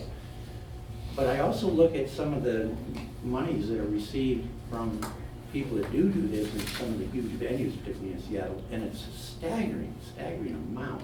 Now, of course, we'd never get anything quite like that. But I think if you made an inquiry into it, you might be surprised how much some people are willing to pay to put their name on something that's kind of a landmark in a city.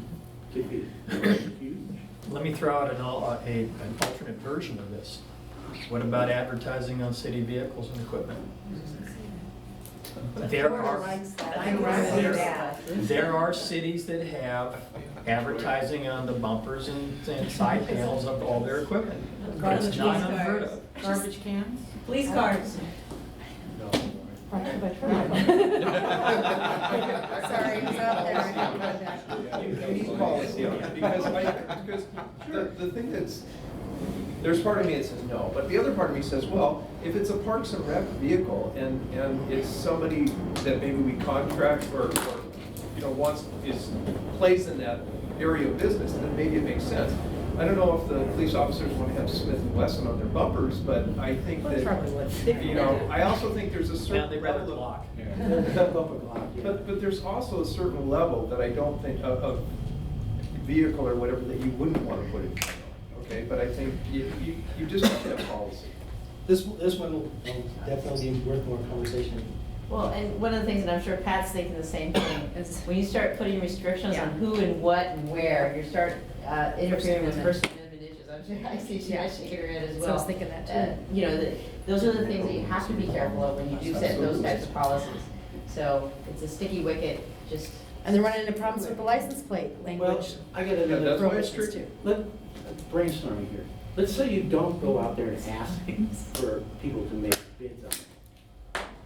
Is it prohibited to just go to a company, like it's complimentary to the city, and say, we would like you to advertise, are you willing to do that and for how much?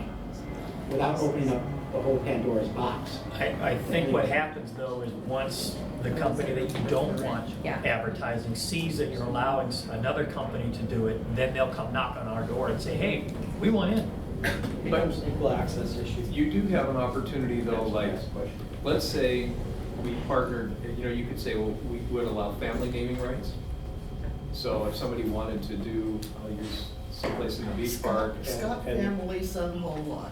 Yeah. It'll be the Carmen Scott Beach Park one day. You can do things, and you could say, we would allow that.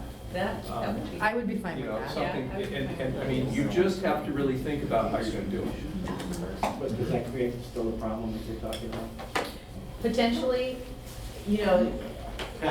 anything potentially creates a problem, because it's how you decide who to allow and who not to allow naming rights to. Yeah. You're using discretion. Okay. And again, what happens when the Hitler family comes forward with $2 million? What do we tell them? Thank you. That Hitler. Now we have another response. Well, It's just again, dangerous. it's how you do policy, and you could also say, you can put your money up and you can get naming rights, but you get naming rights for a period of time. Or you get naming rights indefinitely based on something else. I mean, it is very tricky, I acknowledge that. But if you go to a more family name type thing or whatever, also these multiple names are hyphenated and so forth, that's gonna be an interesting thing, but, You can do it. you can do, I mean, Hecate Pavilion's been around for a long time, but they have corporate naming rights on the So, auditorium inside. There's a We have number of- to Sunset kind of Chevrolet put it into Yes, this one, yes. what I'm hearing is, you're curious, let's get a little bit more information, what would the rules look like, how's other cities done it, we can do that. Thank you. So our next item is what we're calling far-reaching rezones. The Pacific Ridge one, you're already doing. The next one is, we just threw it out there. Oh, no. In order to get a lot more people living in town who could go to all the businesses, what about rezoning areas so we can have more multifamily near the downtown? My personal feeling is that we have already discussed the Marina District. It's not downtown, it's the Marina District. From those properties that essentially front Marina View Drive on the east to the water and the marina. I think it's premature to consider anything from essentially what amounts to 8th to the east. I could see down the road as the city begins to infill and available property begins to disappear, and as Pacific Ridge begins to change and housing needs begin to change there, I could see where down the road the council will want to have a conversation about that, may want to have a conversation about that, but I think in the short term, I think it's way too premature relative to where we are in terms of the economic cycle and development process. I agree. I think the Pacific Ridge rezone is a kind of a pilot. Yeah. I look at that and say, we're really testing all the information that's been given to us. We're gonna take a shot at this one. If it pans out, then we learn from what we went through. Well, the next one, I think has to happen. Yes. And that's because it's sat fallow since annexed into the city in 2 bites. And it's near Highline College. It's near Highline, it deals with the boundary with Kent. There's a lot of things that are wrapped up in this, and I think this has gotta be the one after Pacific Ridge that we focus on. Well, figuring out the area on the south side of 216th, I guess, comes before that, but, this definitely, I've been talking about this for a long time, and it's something that we need to figure out, particularly once the rail starts. Once the rail alignment is chosen and all of that, we're gonna have to figure out, and a lot of the foundation for it's already been at least discussed as part of the Envision Midway, but I also think that there are opportunities that are coming our way. I think there was communication recently about the sale of the Mack White truck to somebody who's looking to expand it and actually locate essentially what amounts to a regional facility, can bring a fair amount of revenue to the city and expansion there. But they're also right up against the wetlands, so future beyond that, it's gonna get a little tricky, I think, for them. That's, I don't know if that's McSorley or one of the ones that drain into saltwater. So, I think we need to figure it out though, and whether it's the same level of flexibility that we're talking about for Pacific Ridge, just making it consistent with whatever Kent has, making it consistent with the zoning that we have within Pacific Ridge, whatever that looks like, I think that's gotta be I think absolutely. Once we're done with the Pacific Ridge, this one needs to be done. They've hit the nail right on the head here. This subject has come up so many times in the past, and yet we really haven't done anything about it. It's so underutilized. We've been spending so much time at Pacific Ridge, and rightly so, by the way, very much so. But this has come up for years and years and years, and we just tend to say, oh, maybe next year we'll look at this. We really have to start looking at this more seriously, because there's a potential there that I think we're missing and have been missing for a long, long, long period of time. So I would certainly put this on the top of my wish list to get something going in that area. So selling air rights? Well, now help me with this one, staff, because my focus on that was with the marina. And bluntly, the marina floor has development potential. And the development potential could include blocking views. And people are going to argue that that makes the value of the property go down. Well, if you don't want the value of property to go down, then pay me the development opportunity that I'm foregoing by not developing the marina floor. And there may be some other areas of town that you all were thinking of, but that's what I remember our discussion being. Melissa? My line has always been, and maybe it comes from managing HOAs, we're not in the business of protecting views. And I will stand behind that 100%, even if it never gets me elected again. Even if they buy the air rights? One-time money versus potential ongoing revenue. Interesting. Any other thoughts from council on that? Leasing it.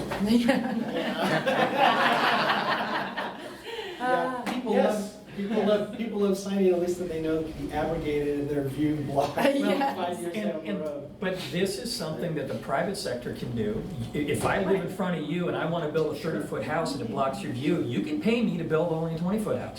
Sure. There's a premium to getting those views and pretty much guaranteeing them.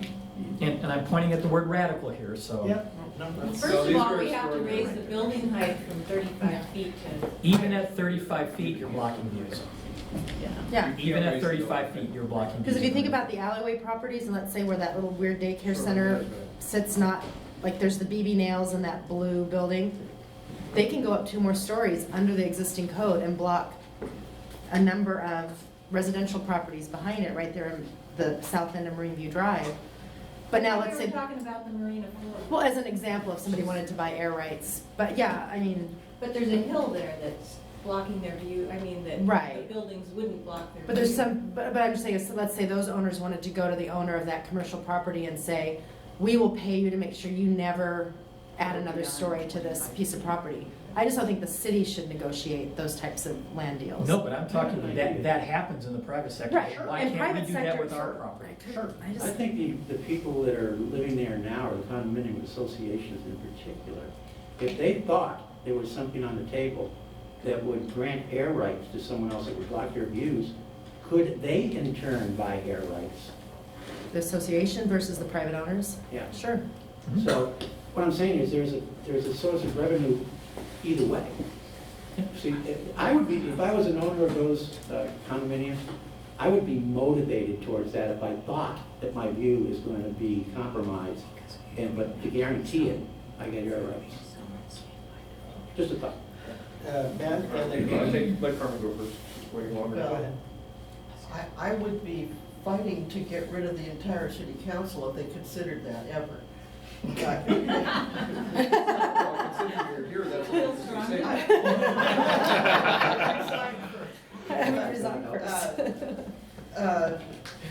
We are here to act responsibly on behalf of the people of the city. And I don't want us, out of financial desperation, to be talking about ideas that would offend a great many of the people of the city, because they would see that we were so driven by financial desperation that what they cared about was out the window. So you don't support it? Okay. Okay. Because that's two right there. Okay, So- but back on a previous one, just the fact that it's on the page. Marine View Drive to 11th. 10th is a really heavily long-term established street of nice homes on both sides. I cannot imagine if in the future there was ever any discussion of multifamily east of Marine View Drive, that it would ever pick up 10th and 11th. I hate seeing 11th on there. That would be decimating the neighborhoods that are the bowl, the downtown, that looks over downtown. It's an extraordinary thing. There doesn't seem to be support for it It's the now. kind of thing that somebody who doesn't want us to be reelected says, look what they considered doing to us. This is a Blame laundry staff list for of all kinds Stupid of staff. crazy things. I mean, sometimes throwing crazy ideas out is only known where it's thrown out, and then later somebody shows you the page and say, look what they're thinking of doing to us, and we're not there to say anything back. Well, let me put my 2 cents on this before Matt speaks. You know, all of these things are coulda, woulda, shoulda, maybe, whatever. We have a responsibility to look at things. If we think it's outlandish and ridiculous and we don't support it, we say so and we move on. We don't need to berate it to death. And the thing that concerns me is this. If we can't explain to the public, look, that was on a laundry list of crazy ideas, we wanted to know why, because staff is responsible for bringing us all sorts of things for us to at least consider. And we can dismiss them, and we did. So what's the problem? I don't wanna, it frustrates me to beat something to death where there's obviously no support for it. So I just You assume. wouldn't let me speak yet, what do you mean no support? Okay, well, Limited Matt, support. Matt and Jeanette, okay. Okay, we'll say limited support on that before we get going. But Shoreline Management Act will prevent us from building a building in the marina taller than 35. 35 feet. So having those kinds of discussions, it's just, I don't really see the value. I think we are forgetting what we're bound to when we start to have that conversation. The other thing is that if you go ahead and do that, what you've done is encumbered your potential opportunities with the marina. And right now, we have done a whole bunch of work. It's been collaborative with the public, and we have things moving forward there. I think we need to continue on that path and see where that's going to lead to. I think we have a couple of options on the table that if the proposals come back the way I hope they will, that we do have a redevelopment opportunity. It won't fix it in 1 or 2 years, but the selling of an air lease is going to be, they're going to want more than 1 or 2 years anyway. So, but it gives us a long-term fix that the community can continue to support. So when the redevelopment plan for the marina comes forward at a much lower scale than what the committee had come forward with, you're still going to have some people that are going to say, well, wait a minute, you put that building there and you're blocking a part of my view. Yeah, right. Then you can point to this and say, there's a value to that. If you think it's going to lower the value of your property. Well, I understand, Tony, but you're not going to trade off the development of the marina because one condo association wants to buy air rights. Right. That's all I'm saying. So, and I mean, I feel that some of these topics, although extraordinary, worth considering, we have to look at what we're doing right now and not lose sight of, we do have some direction in certain places. I And agree. we also have some obligations in certain places, and we need to adhere to both of those. Jeanette. Yes, well, I think we should never have stolen the marina from the people that were going to develop it in the first place. But since we did, the city owns it, and so if we do developments down there, we're acting as a private owner. And so I wasn't aware of the 35-foot for shoreline management. But it would be something to look at if it made economic sense. Like you said, you don't want to trade off the air rights for economic development, because economic development is going to last a long time, but it might depend on what you got paid for this air rights. So I think we need to look at it as whether it's makes good economic sense over the long run, which sounds like it probably won't. But I think we should have looked at it as, since we own the property, as private rather than a city owned. I mean, as a city operating. Well, it's like a couple people may get voted off, Carmen will get voted off, the city council will continue on talking like you're doing. Yes, that was directed as a sarcastic remark. Shall we move on? So should we talk about downtown a little bit? I like the first one. I wish we had the money to do it. I think it's called the Marina District. Marina District. Sorry. You know, after No, it's down. The Marina District is too confusing. They're Actually, two we separate have signs that places. say Marina District. We do. We are, Yeah, we're locked in, signs. folks. Signs. So it took me the better part of, I don't know how many years, 7 or 8 years, to agree to what the naming of it is, the Marina District, and then actually calling it the naming district. I'm not going back, so it's the Marina District. I just corrected it. Thank you very much. So, while I agree we don't have the money to do that, and this is radical, so please don't jump down my throat, we do have reserves for equipment. We have reserves in swim. You could borrow the money, buy property, make it more developable, clear it, do whatever you want, and then market it to the private sector to see if you can get development going.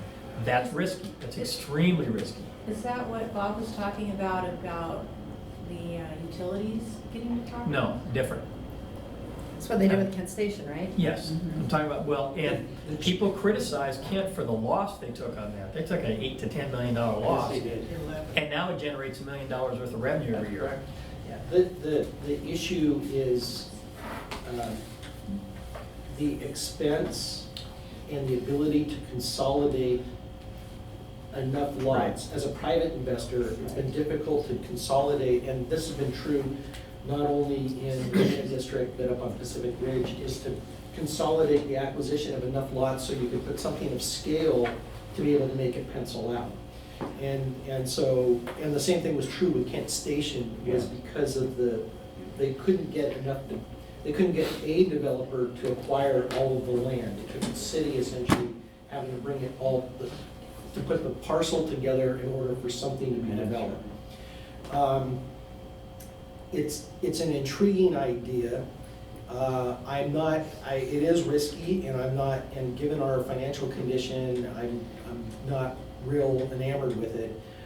There are kind of related issues though, and I've brought these up before and I don't know where it stands, but what would happen in terms of being able to help facilitate construction of something between 7th and Marine View in terms of scope by vacating the alleys? Or by making the alley between Marine View and Kent and Wayne, or excuse me, Marine View and 7th, a pedestrian only, for example, behind the Scotch and Vine and the theater building, and having shops there, making a post alley out of it, for a block that would help make it of interest. One of the things related to downtown is assuming for the long term, or at least the midterm, that we kept city services here up on 11th. We've got the Des Moines Creek Trail, which goes through the marina down to 227th. There should be some sort of identified walkway that takes you from the marina through the Marina District and up to city services, whether it's on 219th, whether it's through the Des Moines Elementary property, past the field house to the police station and City Hall. And maybe that's the alley, part of that's the alleyway. I don't know. To me, it just seems that the vacant property and making it more developable is trickier financially for the city. But I think there are other things that we can do relative to our control of the public ways and rights of ways to make it more attractive for someone to want to consolidate. I like that idea. I think it's a the great alleys idea. between 7th and Marine.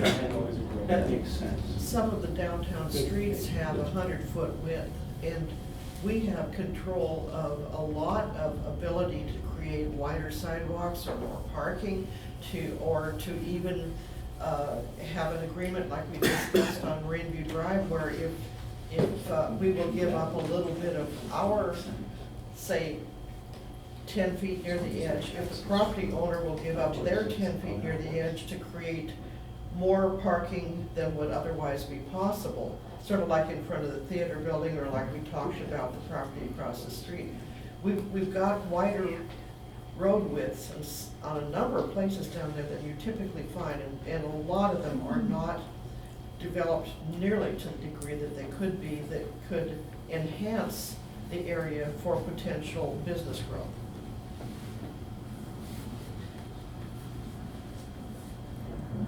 Okay. Next. And then we have moved City Hall Court, and I threw the library in there as well. And I realize the library district has put a lot of money into that building over the last few years, but I think if we can demonstrate to them, I don't know if we can, but if we can, that moving to downtown will result in more usage, be a net no increase to them as far as operatings and expenditures and all that. I think it's something we should consider. If the library doesn't work, then definitely still do the work we're doing through Grant with Court and City Hall. Can you tell us what work you are doing on there? Or maybe just me, I don't know. It's really just, at this point, been a high-level, policy-level paper that Grant put together for the Municipal Facilities Committee. Okay. That Municipal just said, Facilities Committee. here's all the issues and things that you need to start thinking about as we move through this process. He's our pipe dream consultant. Very good. But leasing Well, we're paying him to do that. But leasing property and building space with something along the lines of an agreement with Burien, I think is something that could work. And so, and this was based on our January retreat, that everybody got kind of Right. excited as one of our long-term goals, and so that's why, as a committee, we've been The question, Fleshing well, that's that committee, and you don't serve on every committee, and neither do I, so I get surprised too. I guess the question I have in relation to this particular thing is, you know, the scope of city services, especially if you consolidated court, library, everything together, that's substantial. And that would take up a substantial amount of the commercial property that we have available in the Marina District. There would obviously be parking issues as well. And I guess the question is, I understand the value of having that attractant or that magnet for people being brought into the Marina District. And I guess that you can have the discussion as to whether it should be a public attractant or a private attractant, or a combination of the two. But I guess I get a little concerned only about the scope of it, as opposed to someplace where there may already be other things that are going to be built eventually, you know, in Pacific Ridge or in other parts. So I guess, is the Marina District really the right place for that? I guess is the thing that comes to my mind, given the scope of what would need to be built. And Well, Dave, that's one of the things that we were discussing. I think, Melissa, maybe I can ask you this question. Has anybody talked with the school district regarding the property that is now owned by the school district at elementary school? Des Moines Elementary? Yes. I have. I always do. Talk to them quite often. Can you tell us where the school district is coming from as far as the future use of that property would be? They're pretty clear about wanting to run a bond, I think it's next year. Yeah, the Highland Citizens for Schools is reconvened to Yes. discuss it. And I'll be talking to them on April 23rd. And bottom line is, they do it by health. And that school is ready for replacement. But it's less, Des Moines Elementary is on less than 5 acres. And typically they're building on properties that are much larger than that. So Zenith Park is much more. So it's possible that could come up as surplus and. It's possible it could come with a surplus, but I think where the rub is going to be, although they've done some conversations with the community, is there are people who talked about that property as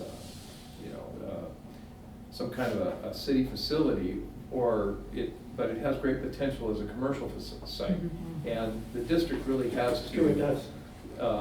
If they can market that property and get as much as they can for it, that helps to offset their costs and also helps them as they build other buildings in being good stewards of the public trust.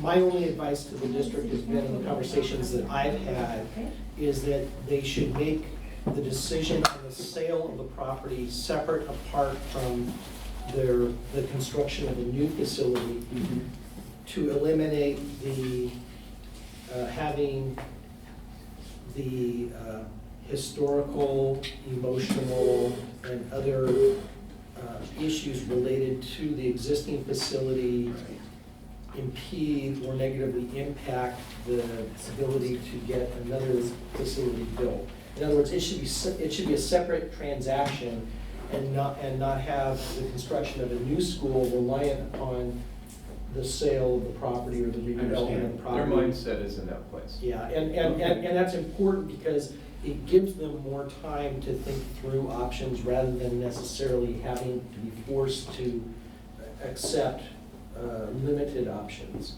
So to the degree that, that they can postpone a decision on that property or separate it from the decision to go forward with replacement with the new facility at Zenith. It's going to be in everyone's interest, including the cities. So anyhow. What's the zoning designation for that right now? Hello, anybody? It's public, Sure. is For the public Moist Elementary? No, I think it's still residential. I think Yeah. it is re- it- Okay. It might be multifamily residential though. But Okay, it's so in order for designated them as a to public entertain facility. any, so you concur? It's designated as a public facility, but I think the underlying zoning on that one is single family. Okay, so if it's single family. Doesn't then- matter, you can always change it. Rezone. Okay. In order for them to get the commercial value out of it, we'd have to rezone it for the school district to do that. So there's quite a bit of leverage on our side, If we wanted that site. if we wanted to say, My correct. thought was now in light of the QFC closing and that being one of the sites that we can have a height bonus on top of, that having an anchor at the north end of our city, should we be able to find a private public partnership on that side, was something I was gonna bring up as Well, part of the that makes committee, sense too. Okay. you know. Well, I And think it- you should. In relation consider to public services, you mean? Yes, On the QFC? C pad. The triangle, yeah, okay. I think though, it may have been the timing of your comment, but were you suggesting that we not consider rezoning the Des Moines Elementary? No, we do, but not in proportion of it being a point of leverage that we would like to use that property for city services, but instead that we would work in partnership with the district that should the bond pass and now they want to build on Zenith, that we would support rezoning that so that they can have Maximize the maximum value impact. they're gonna get out of it. That piece of property. But if we just simply, I'm looking for opinions, if we simply rezone it to commercial, it makes the city's desire known. Mm-hmm, Won't change their operation of a school there. right. So perhaps we should just go ahead and do that, just like we created the commercial zone for, not the commercial zone, but the I see. institutional zoning.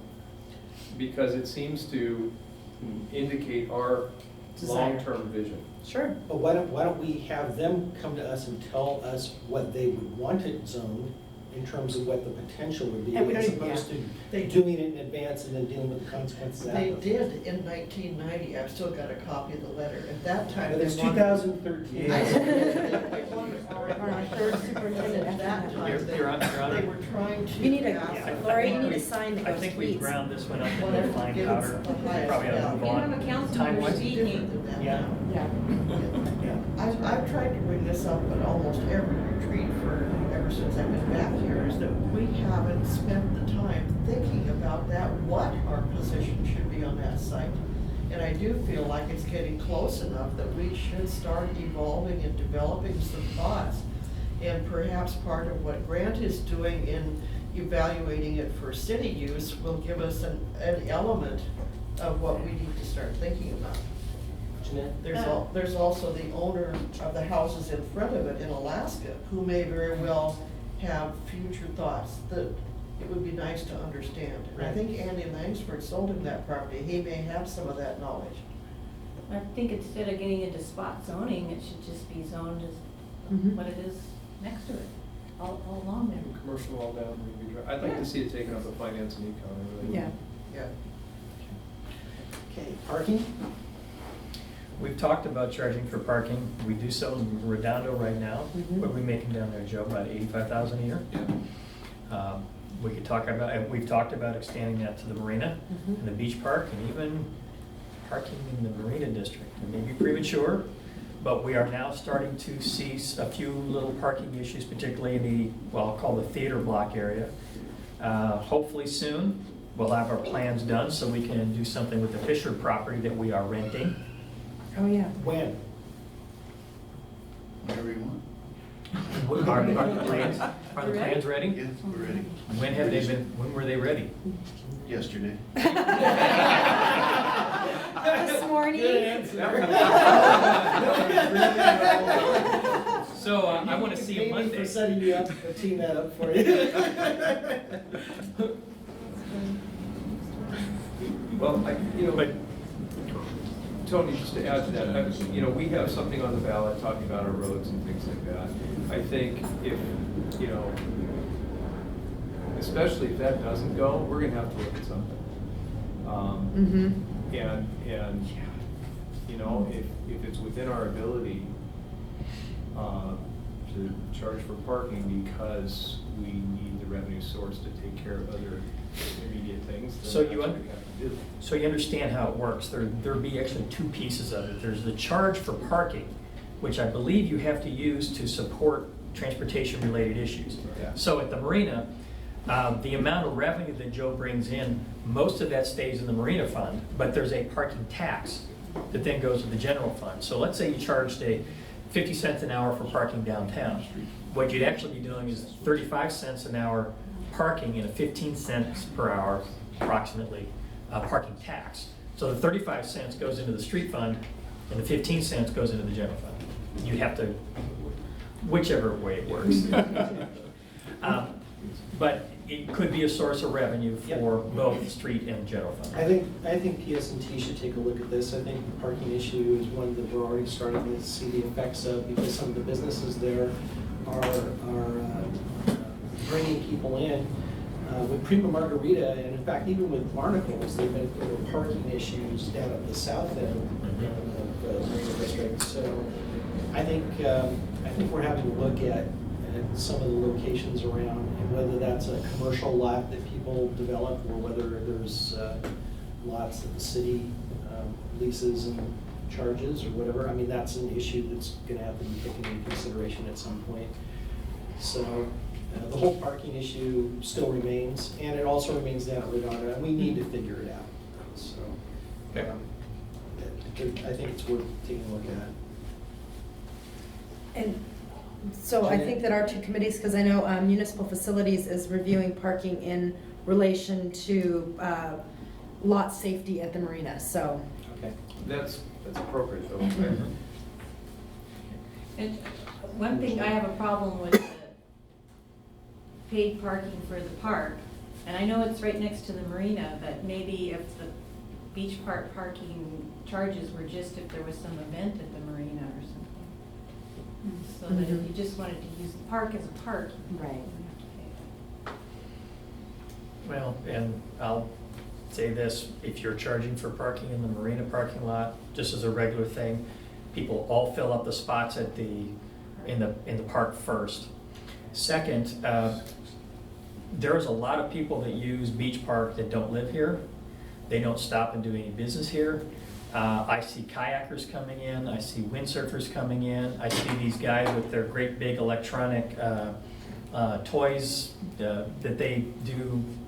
So there's a lot of people that are using our park that aren't citizens here, and even if they stop and let's say they buy lunch at Red Robin and they spend $30, we get 30 cents.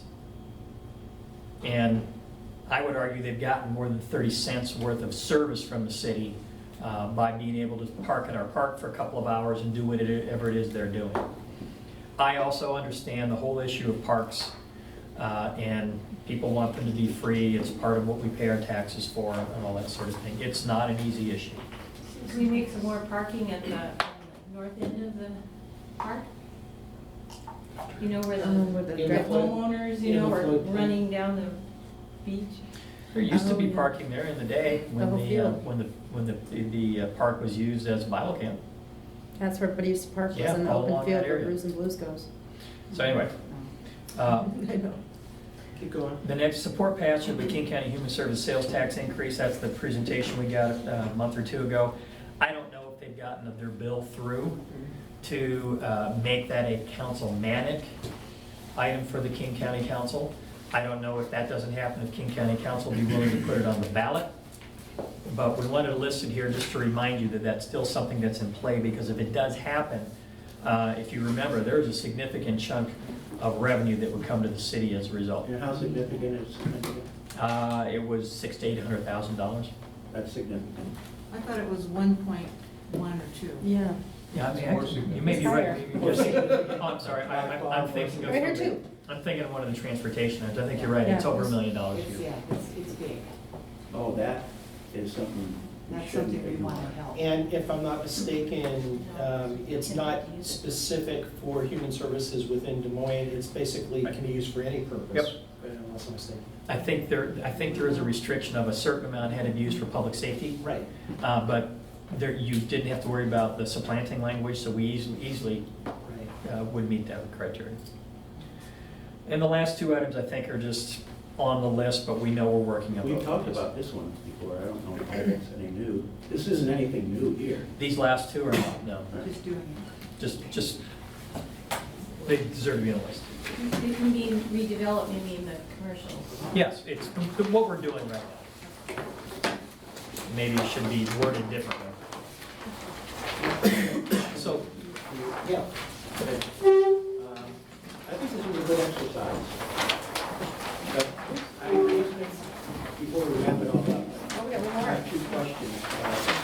First one is what's next? And also, Tony, I'd like to hear from you, telling us what you heard, so that we can take a look and see what the city manager interpreted on this to be. on this particular item, No, the whole thing. Well, let's get through this next little piece here. we do have one more piece to go and get through.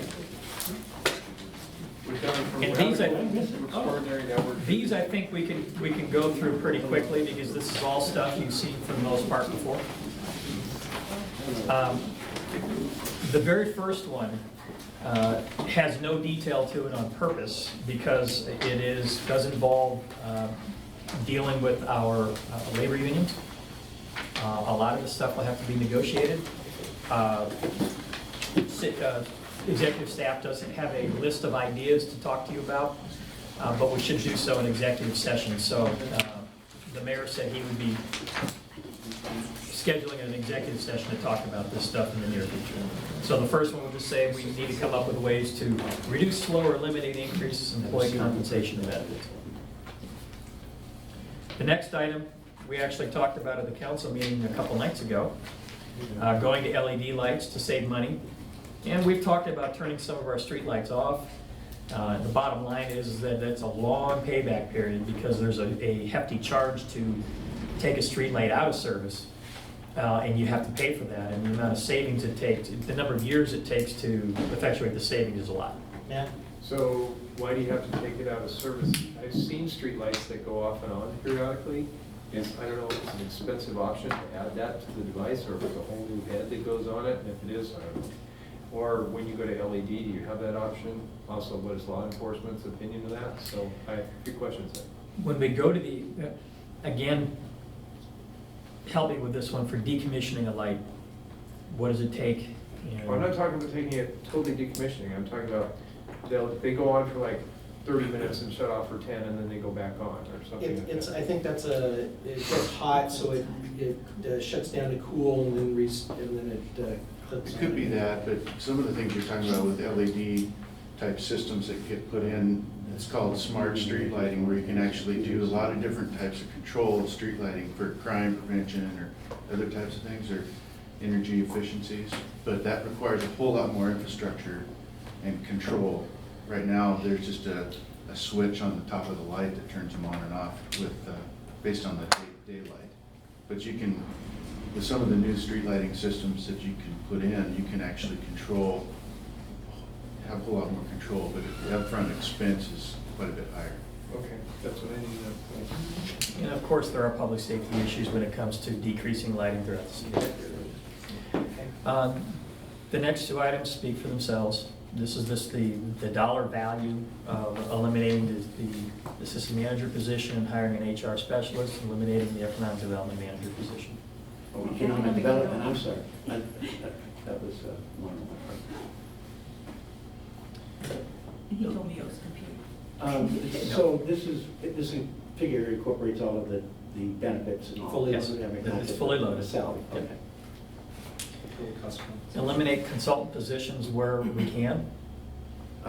Is there a potential dollar figure in there you can plug in? Quite frankly, it depends about on how much is left in Grant's contract. This, for the most part, is Grant Frederick's contract. Are we done with Hugh Kennedy?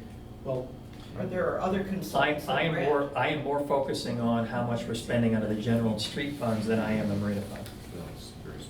Okay, so then, like Len Len's being paid for out of the CIP fund.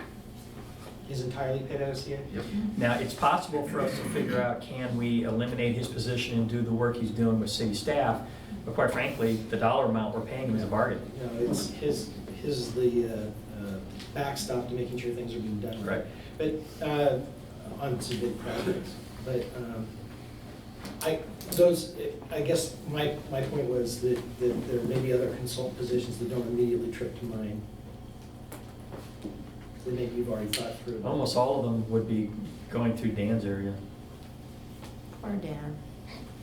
Well, one of the things we've talked about as far as the restructuring of the department is using additional consultants to kind of bridge, take the peaks out of the workload that come in. So this has to be evaluated as a potential savings too. So. And that's one of the things for the reconfiguration of the department, rather than staff it for our peak work, we staff it for our average work, and then we have consultant money to help us when the peaks come. Unless, of course, we can get other cities surrounding us to contract with us. Of course, yeah, absolutely. Okay, next time. If you think about all the positions that we froze to balance this year's budget, just freezing them or eliminating them, and it includes some of the things that are in the public planning, building, public works reorg, but the total value of those is a little over $1 million. How many are by department? How does that break in? We had that summer quality, remember?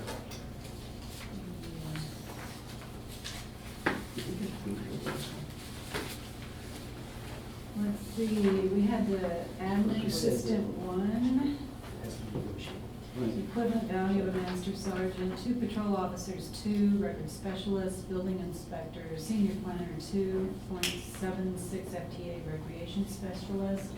We have an accountant 2 in finance that will be retiring.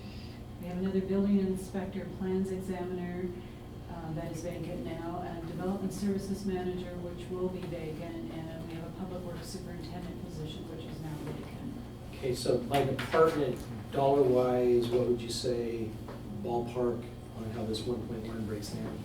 Well, let's see, we've got 93 for finance, police, we've got,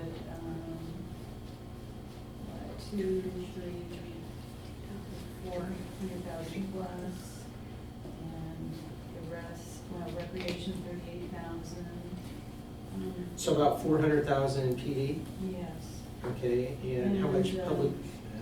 The rest would be planning, building, public works. And the rest would be, okay, so approximately 400,000 there, 650,000 planning, building, public works, and about 50,000 parks, rec, and, is that right? Well, the others are, let's see, 60 plus. I'm just trying to get. 200,000, let's say, is other, 400,000 is police, and the rest is planning, building, public works out of the 1.142 million. Okay. Jeanette? Yeah, it doesn't seem to me like an accountant is something that you could do without. I mean, if someone's retiring, maybe we can get a part-time to cover it or something, but it doesn't seem like it's something that we can people to do without. No, we probably can't, but we need to reevaluate whether we can get more efficiencies out of the staff we have now. We have a .8 individual, maybe we need to make that full-time.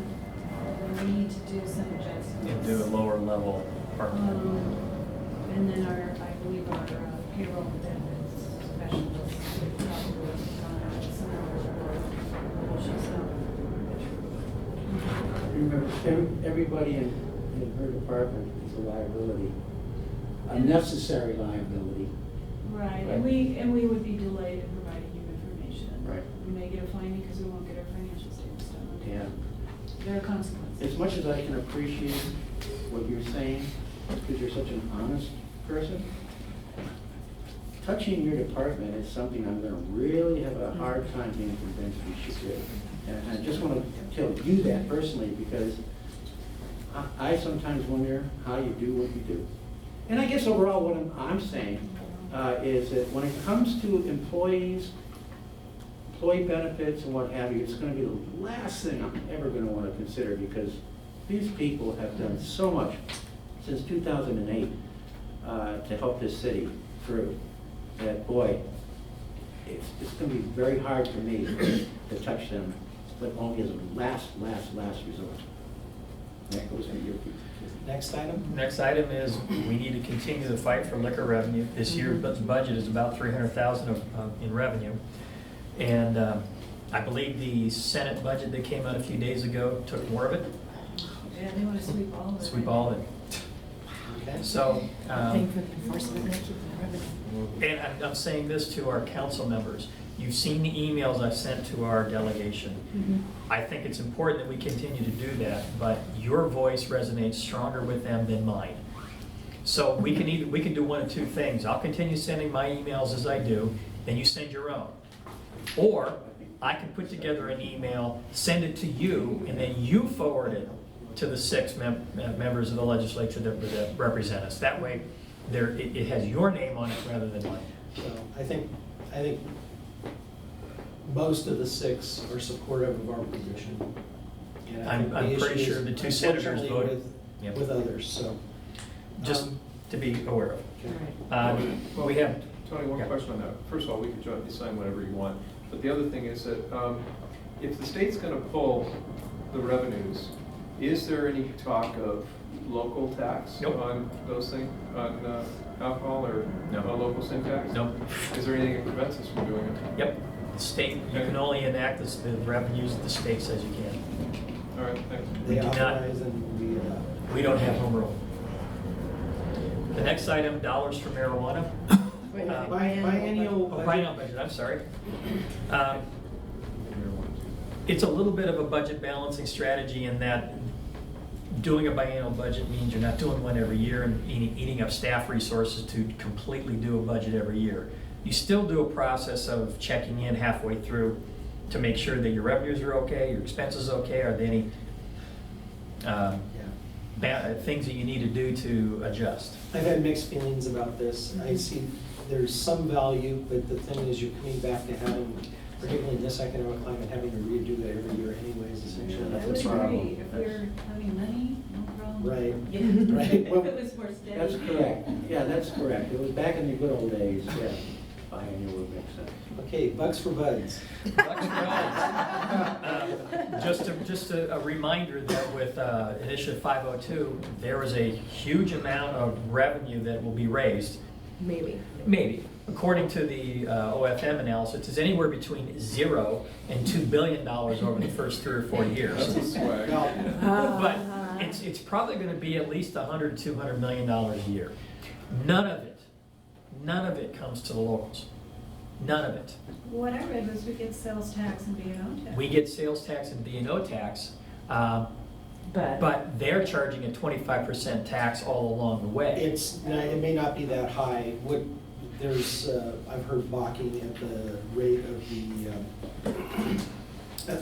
the taxation, because the other competing factor is for the non-legal providers, and in order to keep the price of marijuana competitive, they have to, no, this is the marijuana czar that they hired. Yeah. In order to keep the price competitive, for essentially what amounts to brick and mortar sales, you have to be able to, the margin has to be different. And so I don't think 25% is necessarily what it's going to be. Right, and let me remind you, our sales tax is 1%. So, Less than and well, that's true because of what. Like right. 0084. But as the state looks at trying to equalize things, particularly between medical marijuana and retail marijuana, they do have a bill that's been introduced to add some taxes to medical marijuana. We need to advocate for you need to get some of the revenue back to the cities, because we're the ones dealing with the impacts, just like we are with the liquor privatization. $40 car tab. Right now, you only have authority to go to 20. You might get authority to go to 40. 20 by council-manic adoption, we can go to 100 if we ask the public. That's correct. Okay, just clarify. But that money is limited to the same thing that the current $20 is limited to, and that's congestion. On the federal level, somebody mentioned it a few minutes ago, a little bit ago, the sales tax on internet sales. It's looking more and more promising that it's going to happen in the Congress, and as we hear that bills are being introduced and actually coming up for votes, we need to advocate for that. On the sourcing of that, is it from where it originates, or where is it? Where it's Yeah, delivered. the sourcing will change where delivery takes place. Yep. Okay. Good. All right. We do still have a few city employees who are getting a check rather than direct deposit. And if we got everyone on direct deposit, it would be, it may cost us a little bit more to do the direct deposit, but there's savings in the long run. The labor costs that we have to monitor them. Right. Obviously. You can Small mandate- thing, but we threw it in there. You can mandate that, though. You can cross over. Well, that's what he's saying. Yeah, can you do that? Yeah. Yeah, you can, unless it's in their contract, and I would hope it's Yeah, not. well, why don't you It say costs you so will? much money to put a stamp on it and mail it that we don't want to do that. That can't cost very much. Let's move on, let's move on to the Actually, next item. it really does add to the overhead. Yes. And most companies have just said no. Out of curiosity, how many council members receive a check instead of direct deposit? Me? Fix that. I will, Starting thank you. January 1st, 2014. One way or another. But I think Matt's point was, if you can mandate it, Just do it. do it, yeah. Why would we even, Tony, is there a reason why you wouldn't want it? No, Okay. other than the pain and angst that I might get from a few employees. Well, that's why you get the big Well, bucks. he's sharing, Tony is sharing. Are you running away? And the need for it to become a labor issue. Barry's crinkling his forehead at me. Okay, keep going. Yeah, keep Which going. community events? Charge for all community events, cover our direct costs. Quit giving it away for free. All right. Mm, We did that recently, you know, that we gave an exception. Yeah, this one's more directed at you guys. Yes, we do. Well, I And think like I got the- that, yeah. Well, in the Snakezilla thing though, we're waiving the cost of the use of the And field house, they're and we never turning- approved that. And they're turning around and they are giving us all of the, a big chunk, all of it, right, Patrice, all the net proceeds from the pasta thing? So it will more than cover the fees. Next. Eliminate all citizen advisory committees. We spend a significant amount of staff time supporting these committees, the Arts Commission, the Senior Service Advisory Commission, the Human Services Commission. And we could direct those efforts toward other things, or maybe even cobble together an FTE that we can eliminate. What would happen instead of eliminating the committees if they reported to standing council committees and have it operate that way? Who's going to put together their meeting times, their agendas, all the administrative staff support that they need to be able to do what they do, It's major. particularly the Arts Commission. Oh, can't do that. Well, again, oh, I'm sorry, your hand was up. I think that actually the Arts Commission seems to be the one that's the most productive and doesn't duplicate things that the staff already does. So that would be the only one I would think we would really need to keep. And the planning commission isn't part of that though, right? You could get rid of the planning agency as well. You don't have to have one. Although we pretty operated the planning agency pretty efficiently, we only have them convene when we have business for them. So we've been pretty Okay, you brought up prudent planning on that. agency. I really, this is a question I'm gonna direct really, and I hope I get an honest answer on it to my colleagues. Why do we have a planning agency? I don't understand it. This city, particularly this city council, totally engages anything that goes on with economic development, with any new projects that's coming to town. When is the last time, I can't remember in 18 years, that a city council actually took the advice, waited for the advice of a planning agency and waited? Now, it's just absolutely unheard of, because the city council is not going to be concerned with the planning agency. They're gonna put their arms around every project that comes into the city. So, for an honest answer, do we really need a planning agency? Does it help staff though? The one question I have on all these is that there's this trade-off. Is these committees are kind of volunteer. We don't pay them, I don't even think we buy them dinner. So they come in and they do this. Do they help staff? I mean, I realize we have staff time committed there, but do they help us enough that it offsets, that the benefit is greater than the cost of the staff time to help facilitate? Please explain to me what the planning agency does to help the city or its staff, or particularly the council. I don't get it. I have to yield to staff on that. Yeah, Carmen?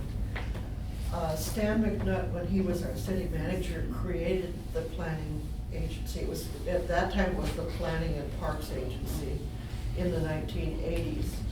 And the council members were all full-time Boeing employees at the time. Nobody was retired. They all had big jobs. I think a good part of what was happening was we were buying the beach park. We were having our first go-around with the shorelines management, and the intention was to have the planning agency group do some preliminary work, much like our committees do now, in order to provide the council with some extra work done for them, to help them not have to spend so much time working their way through things. Excuse me for just a minute, Carmen. I would like to entertain a motion to extend the meeting for 10 minutes and 10 minutes only, so that we can finish up the list here and then hear from Tony to, all those in favor, raise your hand and say aye. No, wait a minute.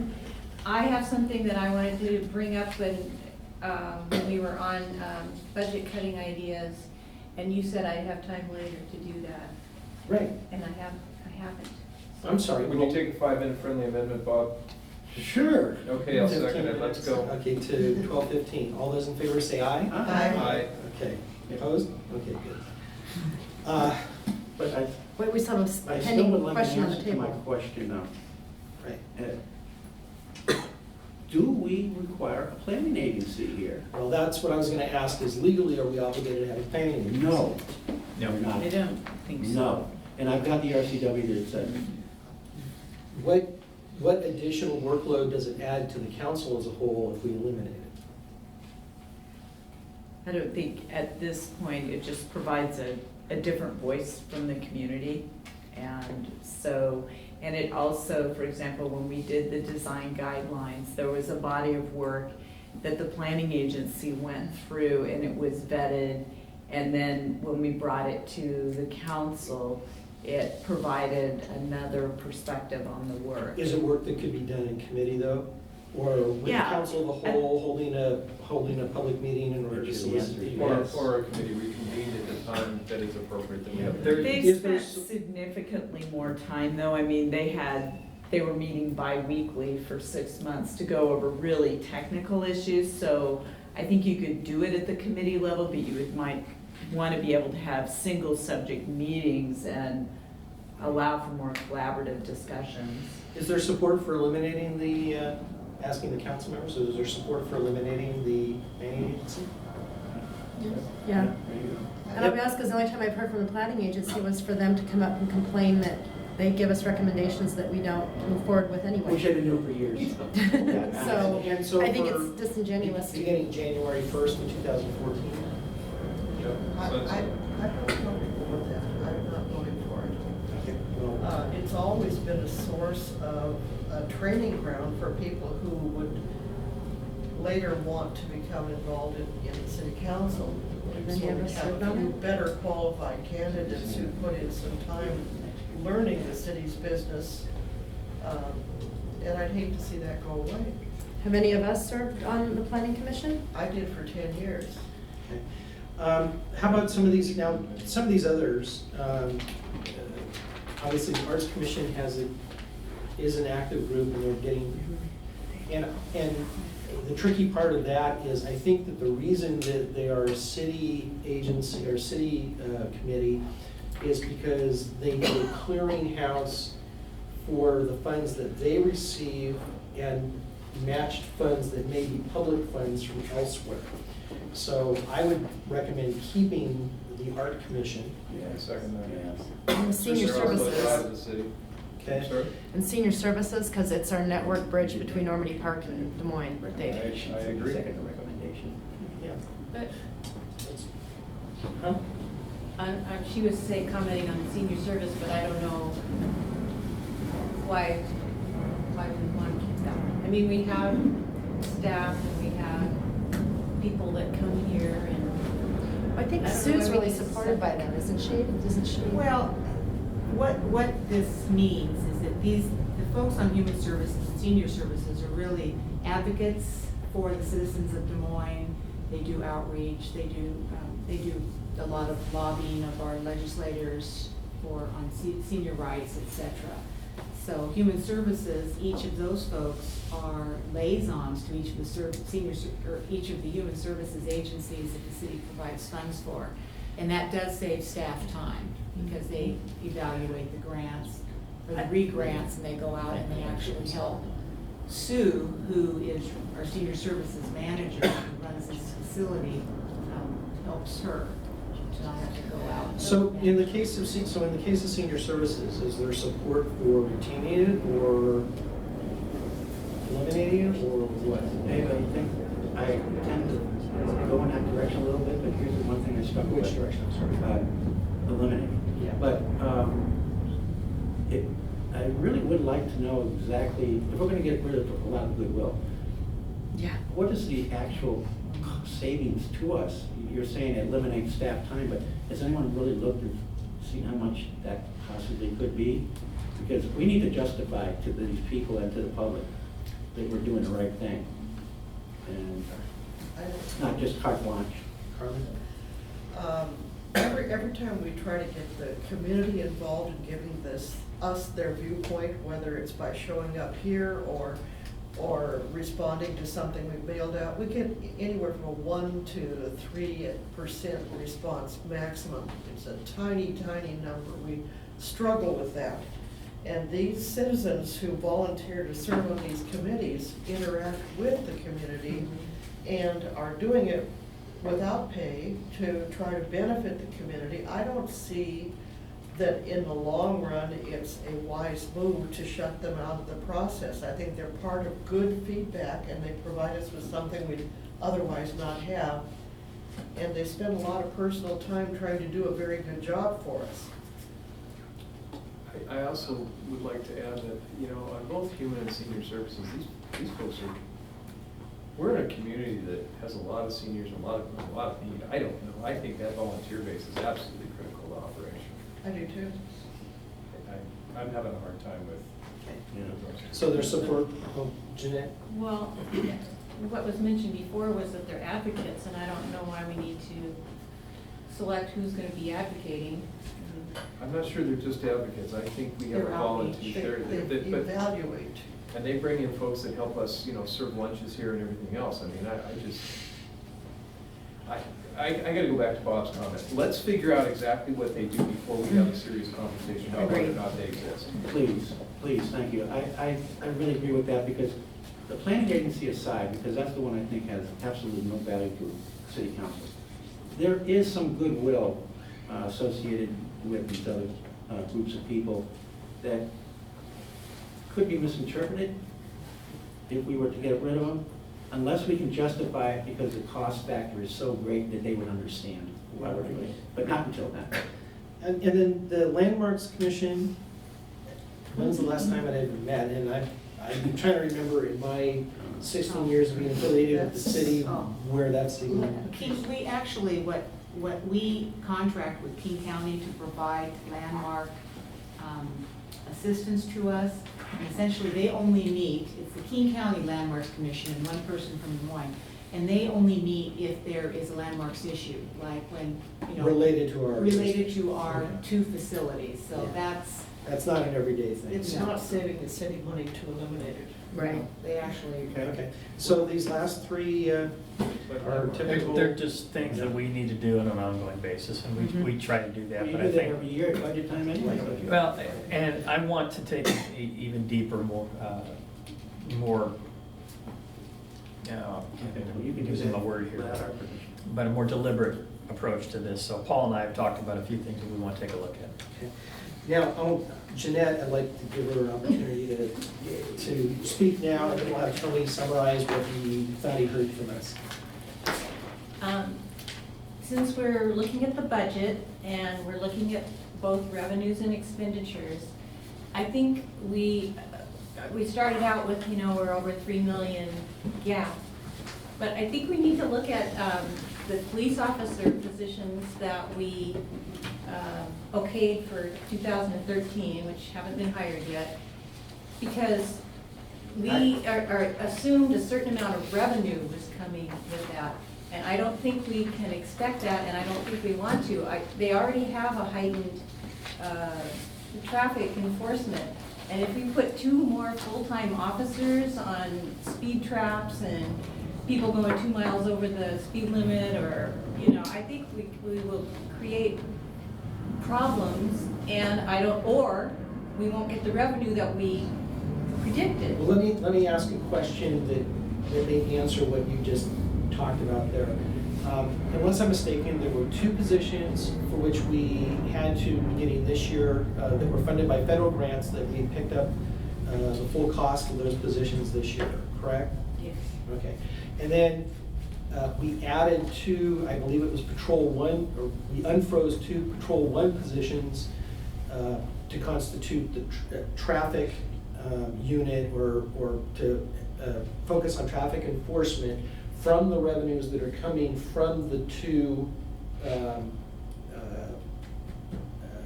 school zone traffic enforcement now. So in other words, it's additional to.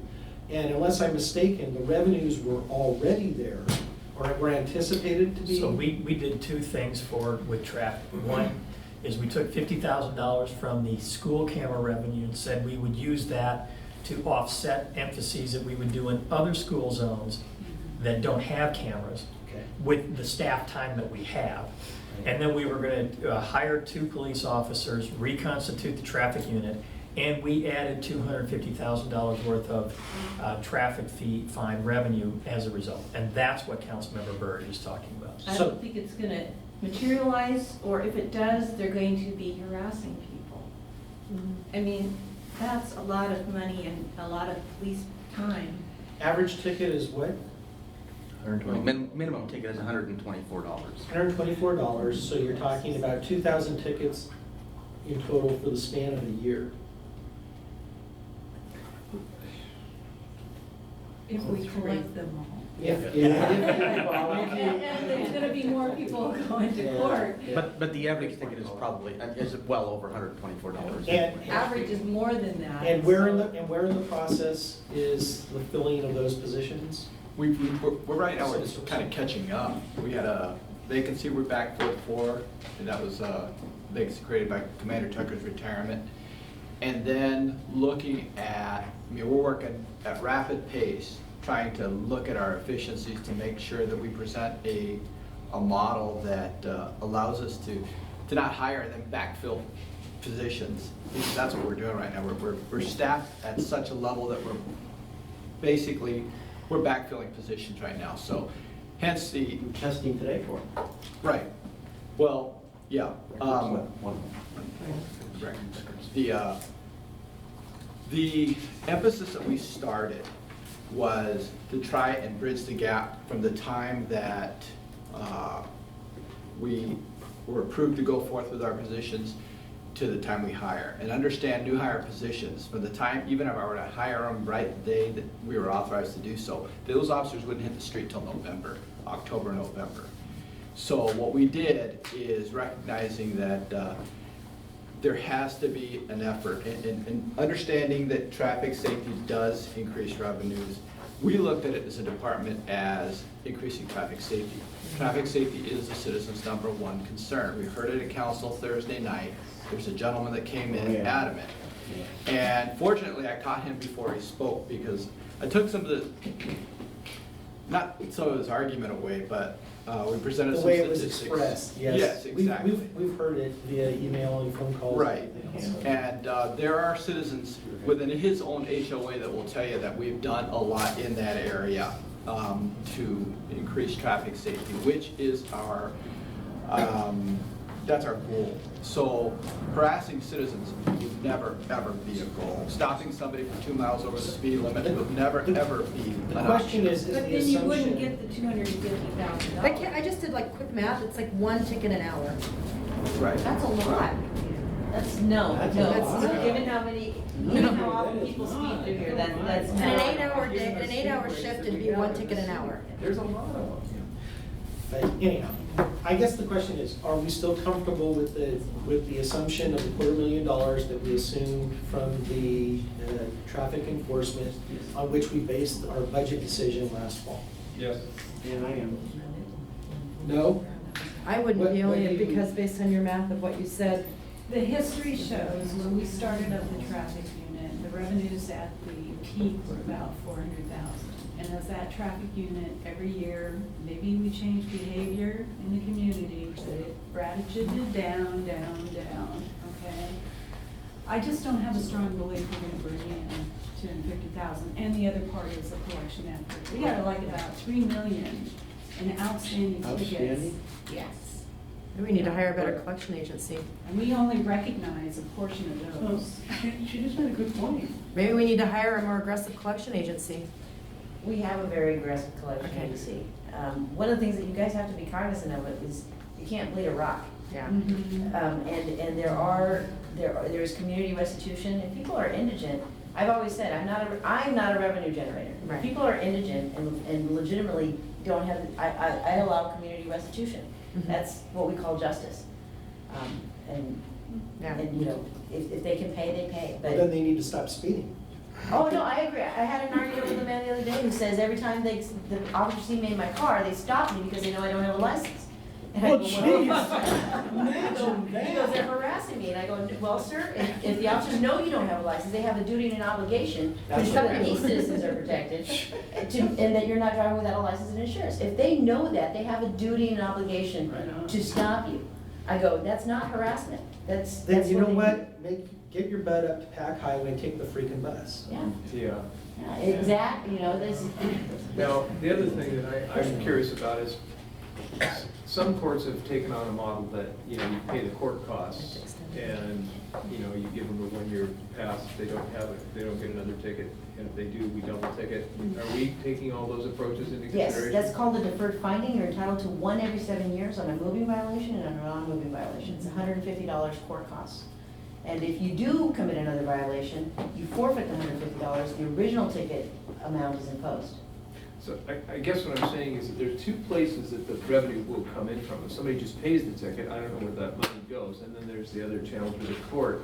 Plus the fact that we talk about the court cost offset, but if we impose court costs at certain levels, like the extenuating circumstances or whatever, it's like, okay, it's not going on your record if we decide to forgive, but you're gonna cover the court's costs because you did create the situation and we did have to bear the cost of processing. If we do that, there's a number of channels with which this money can come into our system. And I think we have to be able to recognize it and show it as true against what we are talking about when we're spending it on the traffic fund. You guys also have to remember that the money from the tickets, one thing that I do take into consideration is that if I waive or if I do community restitution, we don't have to pay the state. But there's a certain amount that has to go to the state automatically. I've never reduced the ticket below that amount because in all honesty, I don't think that the city should be subsidizing people's traffic. Jeez, I hope not. So that's, you know, we have to keep those things in mind. You know, we are very cognizant of those things and of those issues. But don't think that 124, 2,000 tickets is gonna give you 120. Your So Honor, here's, well, so if the revenue, Motion to adjourn, or motion to extend for 15 more minutes? Second, let's put, yeah. 5 more minutes, all those in favor? No, 15. 15. 12:30. 12:30, all those in favor, raise your hand, say aye. Aye. Opposed? Only because I know the commitment, that's all. I think the comment I think this is one of those things, as with everything else during the course of the year, where Tony and staff are looking at whether or not the revenues are coming in at the projected levels. We're now a little bit over a quarter of the year through, and if the revenue projections are coming in, maybe we're only gonna fill one of the two positions. I mean, that's something that's potential. Is that correct? You take a look at it. Okay. Was there anything else to that? Okay. Tony, could you summarize what you heard from the radical expenditures, the extraordinary revenues, and the budget balancing? Well, I certainly heard we don't want to merge with another city. In regards to the police department, it's more outreach to other cities to see if there are services we can provide to them. And talk about regional models of policing rather than reaching out to other cities saying, or the county, what would you charge to provide services here in Des Moines? The key factor in that though is it's not an all or nothing, please. Yeah. Right. We'll explore the court issues a little bit deeper along with the city hall thing and approach Burien to see if they would like to do that analysis with us. All the other services we talked about, I think that's go out and see if there's desire to do collaboration with the other cities. We're not going to explore disincorporating any part of town. The park and recreation issues, I heard we didn't want to go and approach the pool district. That will continue on as we are. The last three items on that page. But we do want to, I think we do want to, on the Parks and Rec, I think we do want to take a look at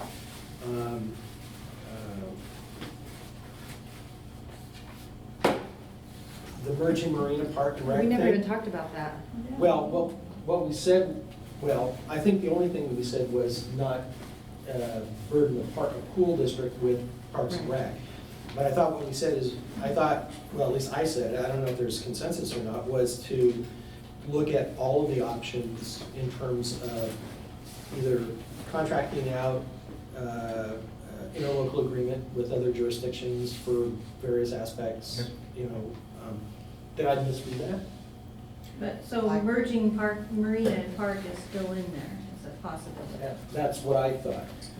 But again, we have a line item that says Marina, Park, and Park Rec Senior Services. I'm not sure if that whole ball involved, should be in one place or not.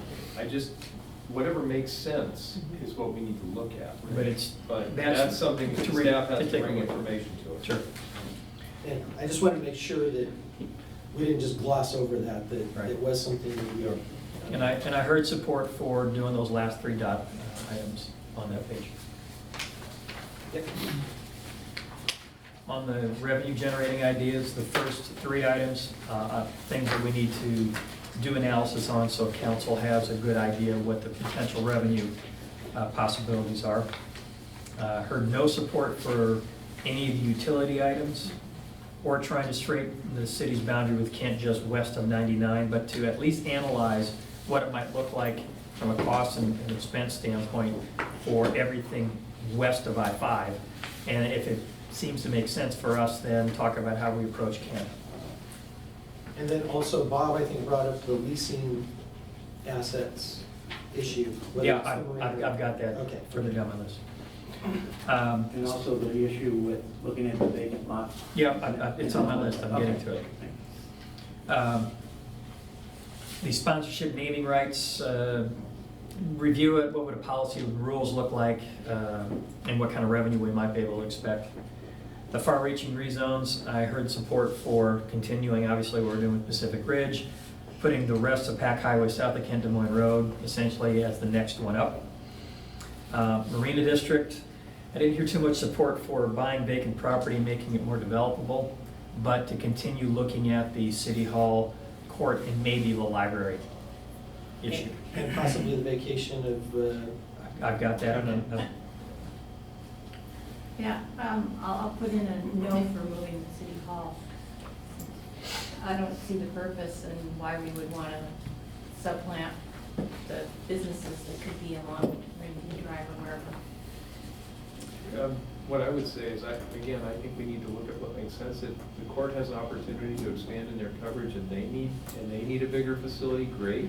It may be that City Hall does not. Mhm. So I'd like them not to be all married. And I think we can do that analysis in a parallel way. Good. Charging for parking, we already are working on part of that with municipal facilities. PS&T, we'll bring those issues to them as well, and again, go on a parallel track.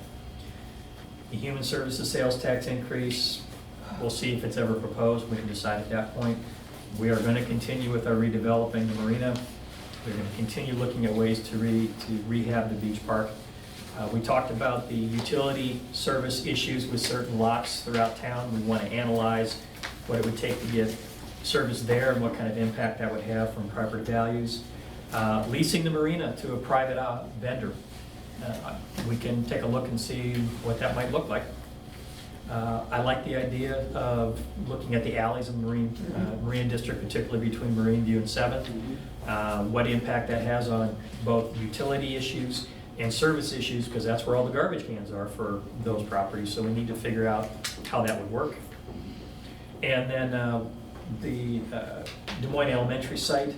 I think if Finance Economic Development wants to take a look at that property and what it might become, and what sort of zoning it might have in the event that the school district decides that they are going to be, or not decides, that they get the voters to approve a bond that will allow them to build something on Zenith, and then this will become surplus property. On the traditional budget balancing strategies, quite frankly, I think most of these are things that are always going to kind of stay in play when we get to the part of the year where we are looking at how do we make our budget balance.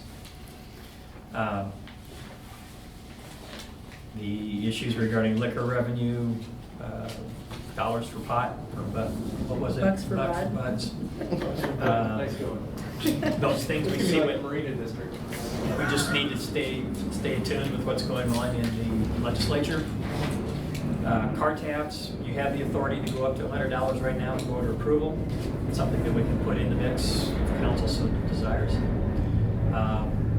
We'll talk about paychecks with city staff.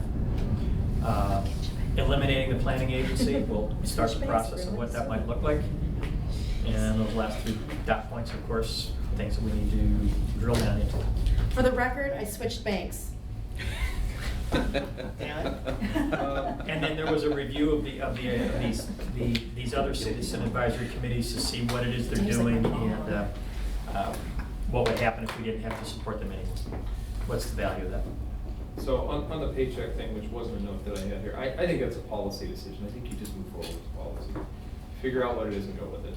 And then when we start talking about efficiencies on these traditional balancing, I think it should be in everybody's job description to look at what they can do to increase productivity, because productivity increases are multipliers, and that may mean if somebody said, if we brought in the software, it would take us less time to do this, or we could take automatic records or whatever.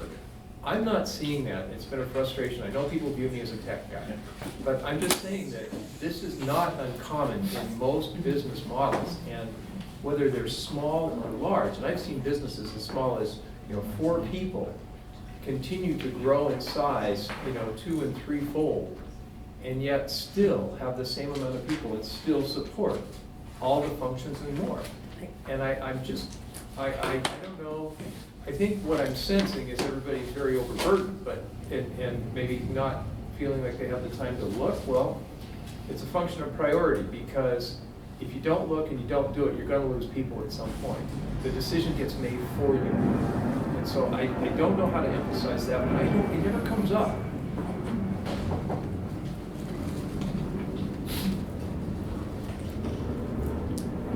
Tablets for less paper, just saying. Keep talking about, just think about all the paper that had to be copied and how much easier would it have been to, the PDF is in this link, click here, open, read. Put it up on a projector. We can all look at the same page. So why didn't you bring it up? I don't have one.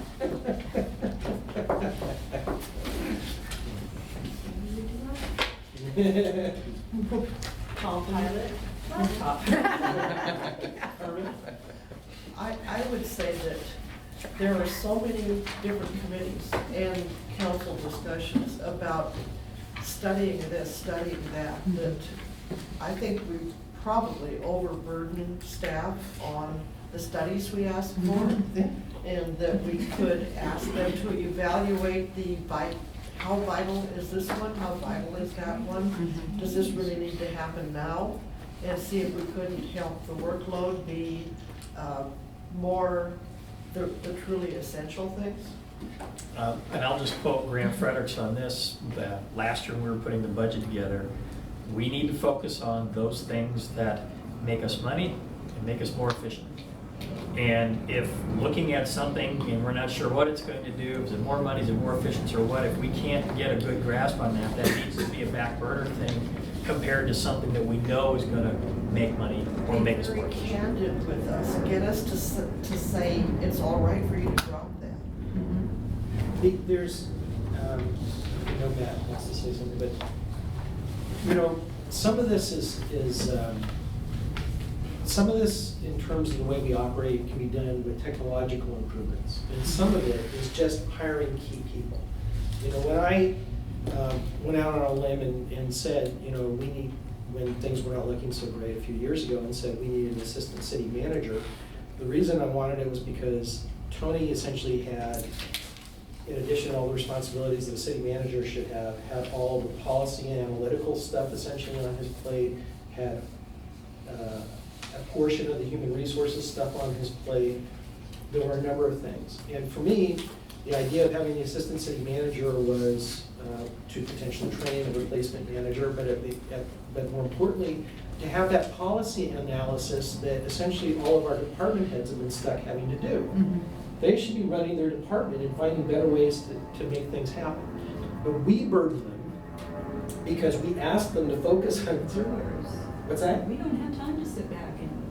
That's exactly right. And that's the challenge, is that we as a council have placed policy analysis on people who are supposed to be doing the work.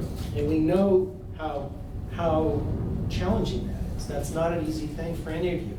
And I want to applaud all of you for putting up with us for doing that. But part of that, the reason we've been able to make a lot of the progress that we have is because that you've done the work.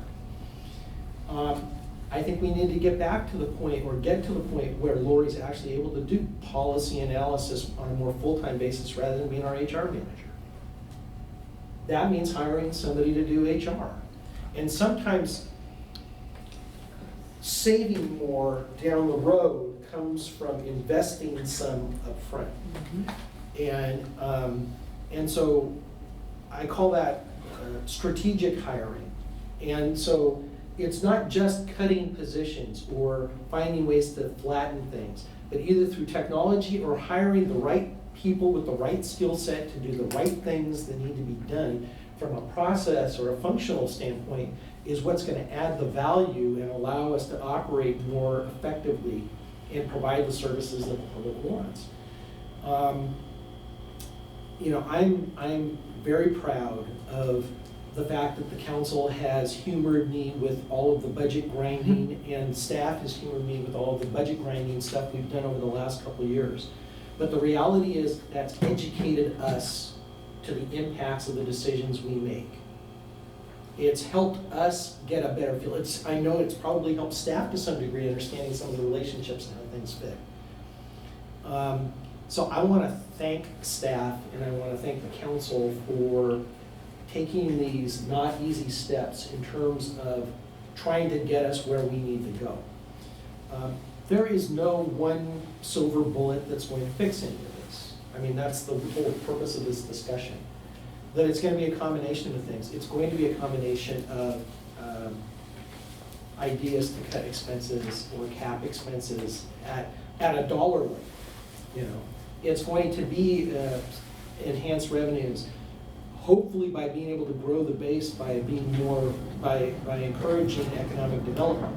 But even in the short term, we're having to figure out ways to be able to help close that gap. It's going to be a combination of things that gets us there to a sustainable point where going forward 5 years or 10 years down the road, we're not lurching from thing to thing. or from economic crisis to economic crisis. We have to be able to put money away. We have to be able to spend one-time money on one-time things, rather than relying upon that as our lifeline. And I'm proud of everything that we've done in that regard. We've been dealing with a lot of long-standing issues. And by the way, this goes back to before 695 passed by the voters back in November 1999. 12:30. Okay, I've said more than enough, but anyhow, I appreciate the fact that we are looking at these long-term issues, and the city and the residents and staff, everything's gonna be much better off after we've gone through this extremely painful process. And I think you're gonna be very proud of what you see in Canton. So, thank you. Thank you. Thank you. The other thing I'll say is that I worked for an organization that was in a situation similar to the city, where we were, the world had changed around us, and we had to figure out how to get our way out of it. And there were things like fuel costs that we can't control. So we went through a series of this, and one of the philosophies that we adopted was manage what you can control, find a way to stabilize what you can't. So we can't control a lot of these revenues because the economy's been adjusted, but there are other things that we can't control. If we get really good at that, then we can mitigate the impacts of some of these other items. Now, at the risk of sounding a little like our new governor, we did employ lean in a lot of places, and if you don't know what it's about, all I'll say is it's about looking at things carefully, taking out what isn't value add, and putting things back, and then you look at automating or bringing in tools. We may have a collaboration with Highland Community College. I know they have a project management office where they're training new project managers. Lean is oftentimes a portion of that. Those folks, to get to their next level or tier in their certifications, have to do these facilitations. We may have an opportunity there. I just would really encourage us that it's all about increasing productivity and managing things well. We really have to look. And we may need help. Consultants can be very expensive, but if they save us in the long run, I would much prefer to look at the educational sources, because we can oftentimes get those at a very nominal cost, I think. Thank you again. Enjoy the rest of your Saturday.